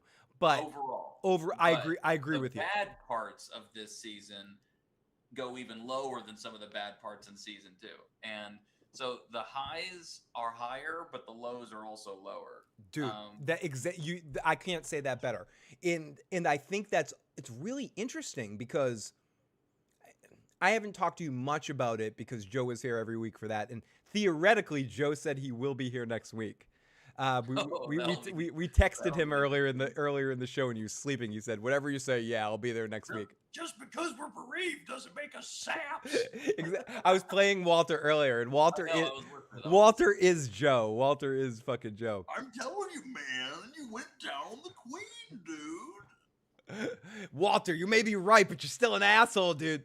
What the fuck does that have to do with the dancing dragons? Dude, the carpet pissers, dude. They're pissing on my dragon, dude. They're pissing on my dragon. If you go down that queen, you're in for a world of pain. Shut the fuck up, Donnie. You're out of your element, man. You're out of your fucking element. Shut the fuck up, Masaria. You're out of your element. Yeah, shut the fuck up. That's better. Shut the fuck up. Misa don't know. Shut the fuck up, Masaria. You're out of your element. Fuck Jar Jar. Shut the fuck up, Jar Jar. You're out of your element. But that's the biggest problem. Sci-Fi Fantasy Girl said it. I think the biggest problem on the show is no characters have any fucking chemistry with each other. What's the fucking problem? No one, like individual performances are great, but she said Matt and Emma don't have any chemistry. They don't. The only two actors that have chemistry are Alicent and Rhaenyra. And I think the first two Alicents and Rhaenyra had better chemistry. I think Millie and whoever the other girl was. But I do like Olivia Cook better than that Alicent. But I don't hate Millie Alcott. I know some people are down on her after Supergirl, but I like Millie Alcott. I thought she was really, really great as young Rhaenyra. Yeah. I wouldn't have hated if they aged her up and had her play Rhaenyra all the way through. I stand by this, regardless of what she does going forward. Millie Alcock was a good young Rhaenyra. Mm-hmm. I will not say as bad of things about Millie Alcock as I did about Bella Ramsey, and will continue to. Yeah, and Millie Alcock, I'll also add, having seen her in some interviews, she has a really good attitude about it all. She's great. Dude, I'd love to hang out with. She just seems like a really cool person. She's just like, yeah, I got a job at like washing dishes. I didn't think I had a job after House of the Dragon. And then even with the Supergirl, she got the Aussie like Jennifer Lawrence thing going. Dude, she's totally like Aussie. And Jennifer, yeah, she's totally like she just and Jennifer. I totally see that. She's just like she has a really good vibe. But anyways, I didn't love Supergirl either, but I wanted to like it more than I liked it. But it wasn't because of her performance; it was because it was written shitty. But that's beside the point. I love Millie. She just has one of those. You see it occasionally, like a refreshing attitude about the way they treat the Hollywood system. And it's just sort of like not taking it as serious as a lot of people take it. And I think she brings that energy to it. Has a weird fucking attitude in interviews. Anytime she's not with anytime she's not with the women, she has a very strange attitude. Even though Matt Smith and her are supposedly very good friends. But Emma Darcy, in every interview, insists that she is being ignored. Every single one. Go and watch any interview. There's one with the entire cast, and they're answering like wired questions. You know what I mean? Like those wired interviews. Like, why is this person famous or whatever? And it's like the whole cast of House of the Dragon, and they're all laughing and having fun. And she's like on the furthest stool away, and she's like, "Everyone's acting like I'm not even here." And I'm like, "You're the main fucking character, dude. Like, they don't have to act like you're not there. You're there. You're always there. You aren't naturally extroverted, which is why these loudmouth hot people are talking over you, okay? Like Matt Smith is very just like, oh, I don't really show.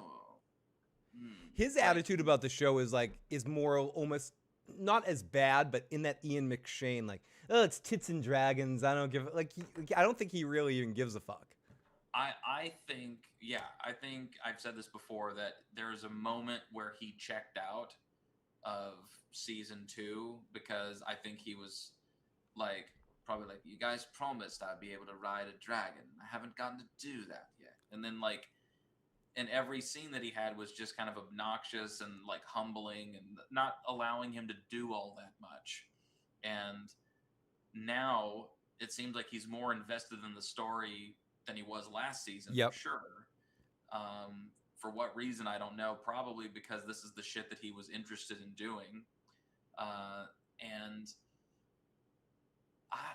I don't know. Like, I feel like Matt Smith in 5 years, not even, will probably be like, I fucking hate it. Yeah, I agree with you. I think we're gonna see years later him come out and say he didn't really have a great time working on this show, and he's doing it because he's in all those royal. And I don't even know if for a fact he's one of these guys, but I'm just gonna say because he's British. All these Royal Shakespeare motherfuckers are all just professionals. Like, they don't have to like it to be awesome at what they do. Like him and David Tennant and Patrick Stewart, like all these dudes, they're just like professional fucking awesomes. Yeah, dude, they're professionals. They signed a contract. No, you're there. You're good. I am. Yeah, okay. You're good. It looked like it froze. They signed a contract. He will commit to his stuff, but I think he will acknowledge where he's just like in certain episodes, like, the writing of this episode is shit. Yes. He definitely was just like, I don't give a shit. Like, what are you gonna fire me? Like, I'm a key character, and also it's like I'm not wrong. Like, you guys changed the story so much, and I'm sure he seems like the type that he probably signed on under false pretenses, where they promised that the story was going to go a certain direction, and they gave him the rundown of what the next few years were going to look like, and it went the completely different direction, where it's like, Masari is going to make out with Emma way more than you, and But you get to kiss Millie. You get to kiss the teenage version, but you don't get to kiss your wife. And you'll have chemistry with the teenage version, but you'll have no You get to chemistry. kiss your niece, not your wife niece. But when your wife niece is your wife, you'll have no chemistry with her. But you'll have chemistry with the younger version of your wife niece. That's only going to be it for a few episodes. You can't have chemistry when you're with your wife niece because Yeah. she fucks you. Exactly. But Masari is going to fuck her. Misa going to fuck her. Yeah, like the shit that they're doing with Emma Darcy, it's like you're getting way too much of her present day bullshit into her dialogue and into her scenes, and it directly affects her character. I understand the whole like I'm a queen, they're not, the Seven Kingdoms has never had a queen. That part is accurate. That part is going with the story. Yeah, but they wouldn't be doing shit like that. Like this just. And the problem is they're swaying away from, in the book, Rhaenyra goes crazy. And they're not doing that. They have to find all these reasons for Rhaenyra to make these mistakes. And also, I love Emma Darcy's verbal performances, but her mannerisms with her body sometimes can be awkwardly cheesy. Like when she got off the dragon and her body she did this sort of like Bionic Man sort of like sort of thing going on that was a little odd. I think some of her body mannerisms gear a little bit, and this is someone that's in this world gears a bit too theatrical, and I'm sure she would be amazing on stage and playing Ophelia in a Hamlet. Like I could. Yeah, but here's the thing: is like I saw a clip of her on stage, and once again, it's like you put her in anything that's of a modern context, or Medea or something like playing like over the top. Like Phil always goes to Medea. I do, because I saw it. Because dude, one of the first stage shows I saw, it was like blood. It was like a Gwar show. They were like spraying blood all over the first audience. It was awful. Dude, it's awful, dude. I was like, I love theater. That was the moment I fell in love with theater. I will say this. As an actor, this is just my personal opinion, okay? So you can hate on me. But people who struggle, let's just say, with their identity in real life, struggle acting. Yes. Okay? Because you are only as good of an actor to the degree at which you are able to know yourself.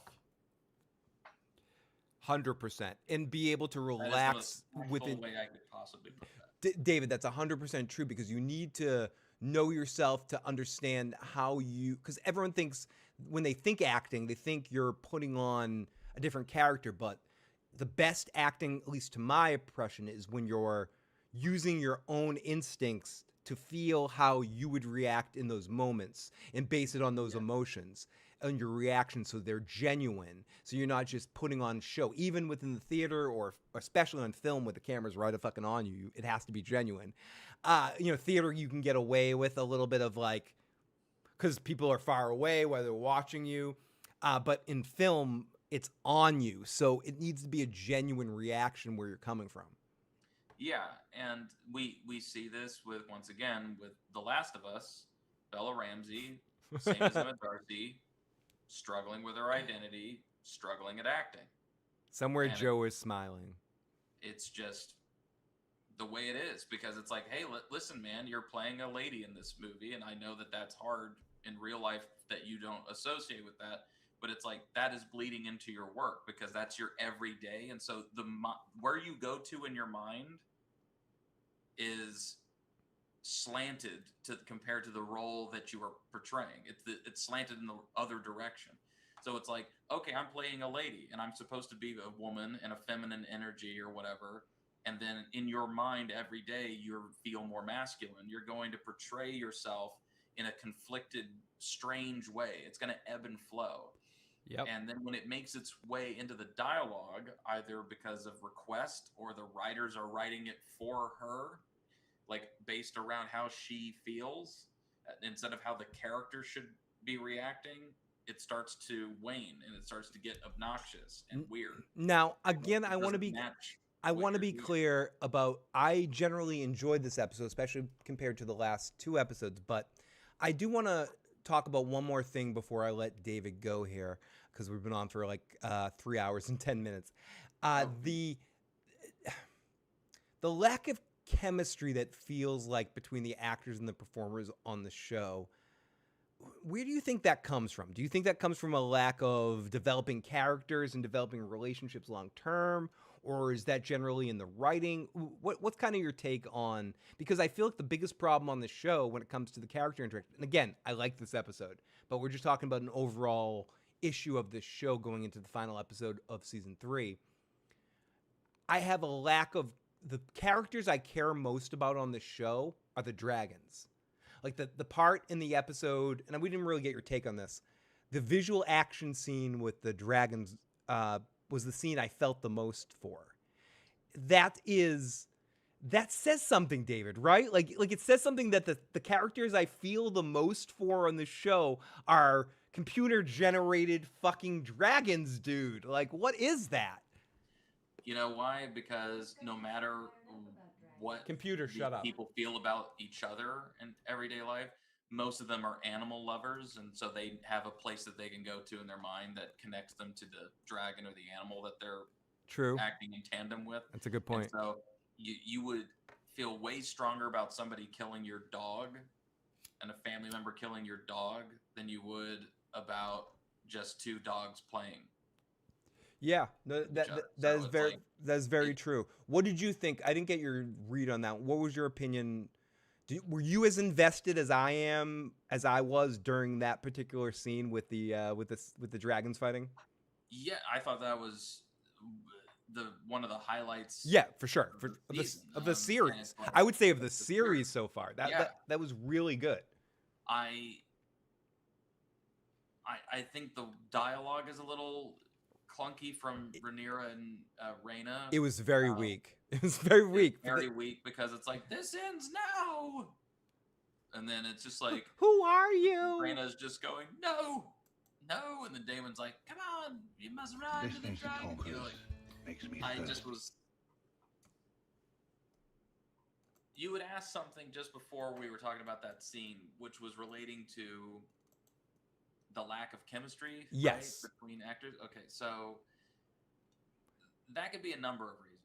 For one, sometimes they say that actors, if they have scenes where they're like kissing and they don't have chemistry, it's because they're attracted to each other in real life, and so it doesn't read well on camera because they're trying to act like they're not enjoying it as much. I've definitely seen that example, but I don't think that's the case in this situation.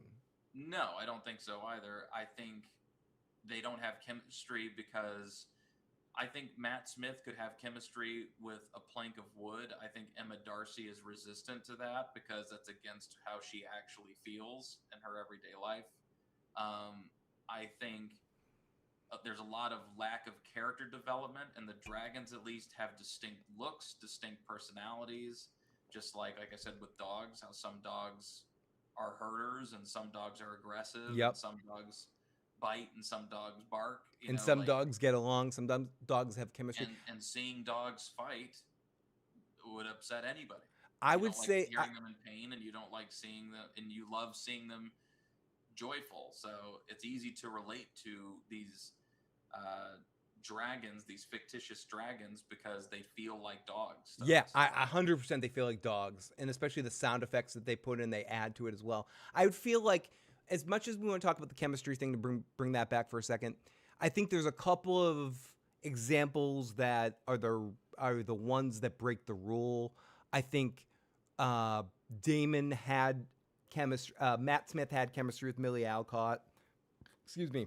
And I think Crispy did have chemistry with Olivia Cook. And I think Olivia Cook genuinely, because of her eyes and because of the way she acts, she creates chemistry even when it doesn't exist. So I think almost any scene that has Alicent in it feels a little more grounded in some, and I can't quite explain why that happens. Maybe David can verbalize it better, but I think for me personally, or if he even agrees, he might disagree, but I think Olivia Cook brings some sort of energy to each scene she's in that almost carries through to the other performers because she brings so much commitment to the moment. But yeah. I think emotion is easy happy and passionate emotion is easy for her to pull, and for Emma, tormented and strange and misunderstood is easy for her to pull. Yeah, for And sure. Great. I think that is Well said. reflective of, once again, how they actually are. You watch an interview with Olivia Cook, she's sexy and charming and funny and quippy, and She's great hilarious. She's vocabulary, and very she quick. dresses She's very well, quick. and personable and charming with every single person she meets.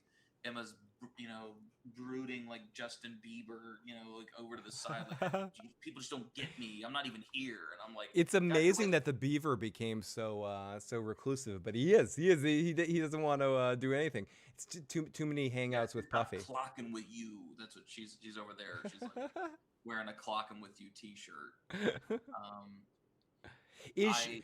Ian asks if Sheep Stealer's still alive. Yes, Sheep Stealer's still alive. You gotta have that, even if it's gonna be a quick death some other way, because there's no way that Sheep Stealer like takes down like Vagar or something. It's like, don't be ridiculous, but it definitely is a piece on the board, even if it's a broken piece, just like how Sunfire is a broken piece, but it's still on the board. For sure. David, it's been amazing having you a little bit more this season. It's been great getting to talk to you a little bit more. If we do have Joe next week, or even if we don't, I hope you're able to jump on in. If we do have Joe, that would be amazing. I'm going to wrap things up, but David, it's amazing to have you. Love you, buddy. It's great to talk to you.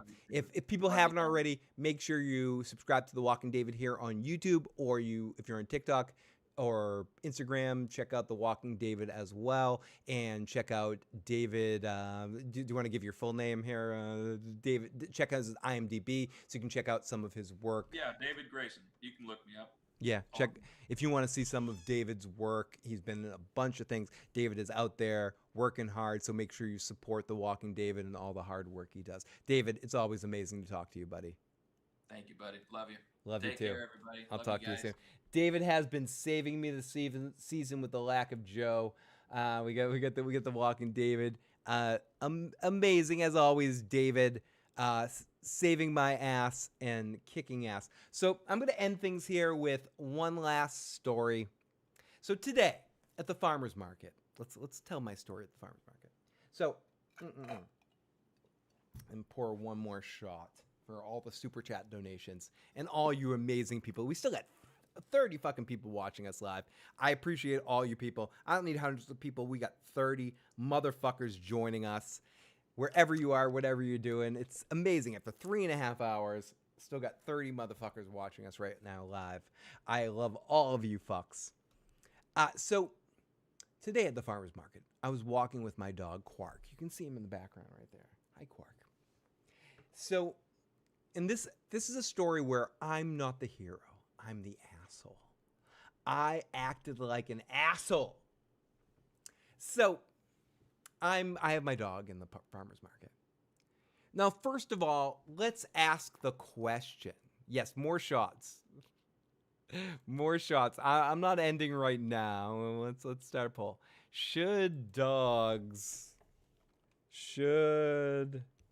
Sorry about the bat. Should dogs be allowed?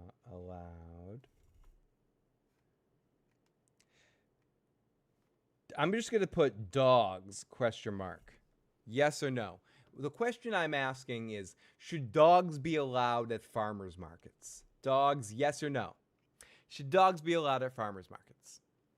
That's just the question. So it says dog ? I just didn't want to type it out because I'm drunk. Should dogs be allowed at farmers markets? And yes, I have one more shot. We'll see. Do we have one more super chat? I'll take this shot. No. Sorry, I don't want to be that guy. But I'll take the shot either way. So, and I'm right there on the level. You guys might see me get bad drunk. So I'm at the farmer's market today. I bring my dog. So, and a woman walks past me, an older woman walks past me, and says, "What?" And says, "Drumming?"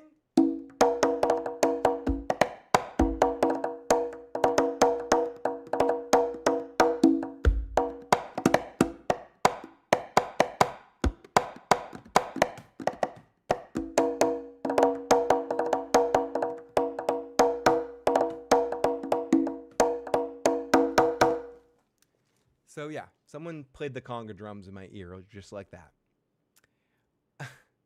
And they as they were walking past me, they said, "Oh my God, so many fucking dogs here at the farmer's market. Not a place for dogs." And they walked past me, not thinking I was going to respond, just sort of like saying it under their breath as they were passing me. I, on some sort of spectrum, I have my mental health. I have no ability to keep my asshole mouth shut. So I loudly said, "Oh, I'm so sorry for bringing my dog to an outdoor farmer's market. I'm such a bad person. I'm sorry." And this person was awkward. They just wanted to speak under their breath and keep moving. So they ran off. Someone else that was in line in the farmer's market line for corn that I was in. And mind you, I'll say this in a second. Someone that was in line turns to me and says, "Hey, you." No, says, "You know what? I agree with her. Dogs shouldn't be allowed at the farmer's market. You don't know who's afraid of dogs, and it's rude to bring a dog to the farmer's market because people can't control their dogs," or whatever they said. And I turn to her and I go, "Well, I work with dogs, and I know I know how to control my dog. We're outside, and I appreciate what you're saying, but, it's an outdoor event. Like, literally, the vendor that we're sitting at right now has their dog out. This is kind of a dog place. Like, I appreciate it. If you don't want dogs around, you probably shouldn't come here." And she said, "Well, I work with dogs, and I would never bring a dog here, and I think it's stupid." And I go, "Well, I work with dogs too, and I think, it's a perfect place for a dog if you know how to control a dog." My dog Quark is a puppy, saw one of his friends and got kind of like excited to see his friend right at that moment. And she goes, "Look at you, you're an idiot. You don't even know how to control your dog, you idiot. Get out of here, idiot." She called me an idiot like 3 times. And I said, "Well, thank you so much for your time, miss. Have a great day." So right at that moment, a gentleman who looked like a cross between a bald bull and a walrus ran up to me, and he pushes me in the shoulder, pushes me hard in the shoulder, pushes me back, and goes, "Yo, don't say anything more to that person over there. If you do, I'm going to call the cops and get you arrested for abuse." And I turned to him and I go,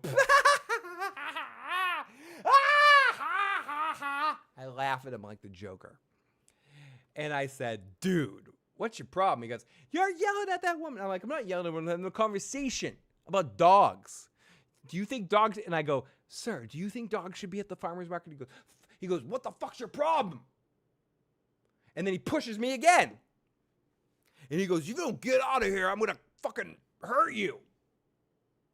And I said, "Sir." And he goes, "I'm going to call the cops. You're abusing this woman." And I said, "Sir, what are you doing?" And then this other guy runs up in between us. And this guy was awesome. He's like, "Guys, we're at like the farmer's market, dude. You want to stop this madness?" And I said, "You're right, man. Let's stop this madness." I was like, "Guy, you want a hug?" He's like, "Fuck you." And I look him in the eye, I go, "Guy, be careful. If you mess with me, you might have a heart attack."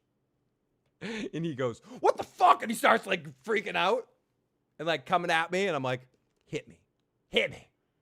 And then his friend came and dragged him off as he was like struggling to hit me. And I said, all of this because I brought my dog to the farmer's market. So this is a situation where I was the asshole. I should have let it go. I should have taken the high road. I was the dickbag. What's the moral of this story, folks? Me. I'm a dickbag. I told this guy, be careful. You might have a heart attack. Because he wouldn't have hit. Granted, this dude was like 3 times my size. He was like 300 pounds and fucking. His fist was bigger than my head. But dude wouldn't have, like. Dude would have got himself hurt. Yeah. So my question is, Should dogs be allowed at a farmer's market? So 77% people say yes, 23% say no. Fair. So that was my situation today, where I got to be an asshole. Haymaker says, only service dogs. Outside the farmer's market, yes. Inside the grocery stores, no. No, because the kind of people who need to bring their dogs everywhere are also the kind who never train their dogs properly. That's fair. Most people do not train their dogs or know how to handle their dogs. Aubrey says, I used to take my dog to restaurants, movies, and even took my dog to class in college. I love that. I wish I could have taken my dog to... Hell yeah, more shots, more shots. That guy must have been trying to crack that lady for years. He ran over, got in my face. It was like, he wanted to fight. He so wanted to fight. And he hated how I was smiling, cocky in his face, telling him, be careful, sir. You don't have a heart attack. I felt like an asshole. I did. But this is just an example of where I was wrong. I should have handled the situation very differently. Because me and the woman who had the issue, where she was calling me an idiot, she ignored that. Once that dude rolled in, she was like hiding. She was not needing the hero guy to come in and save the day. Me and her were just having a comfortable you're an idiot disagreement. Neither one of us threatened or said anything disrespectful other than her calling me an idiot and me telling her she doesn't know what the hell I said, you don't know what you're talking about. It was just a back and forth between me and her. He decided to come in to be the hero, and she ignored the situation. She just walked through. She's like, bye. And then it turned into him hating how smug he interpreted my reaction to his reaction.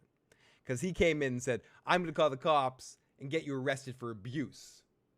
And I thought that was funny. I was like, call the cops. Go ahead. This is going to be fun. Do it. I didn't think this morning was going to be good. But I'm going to try to get some corn. Can I get some corn first? So, yeah. That was my situation this morning. And I promised to tell you about it. There you go. But I should end things now. But I do have one more shot to take. This is for all you super chatters, all you members, new members, and toast to everyone that's joined us all season. We have one more episode of House of the Dragon. I know we're not the biggest thing in the world. We got Alt Shift motherfucker. We got Preston and Carbine, or way bigger than we are, doing their thing. But we appreciate all of you that join in for this nonsense. And yes, me and my multiple personalities, and David, and all of us appreciate all of you guys having fun with us tonight. Toast to you. Toast to this show. One more episode. House Lannister. Maybe we'll finally get Tumbleton. Maybe. I will be live on my sister channel, Teflon TV. Brother channel, I should say, not sister. But my other channel, where I'm a part of, Teflon TV, for the usual suspects on Wednesday night at 8 p.m. with myself and Bridge 4 breaking down this episode here in Tony and Bridge's thoughts.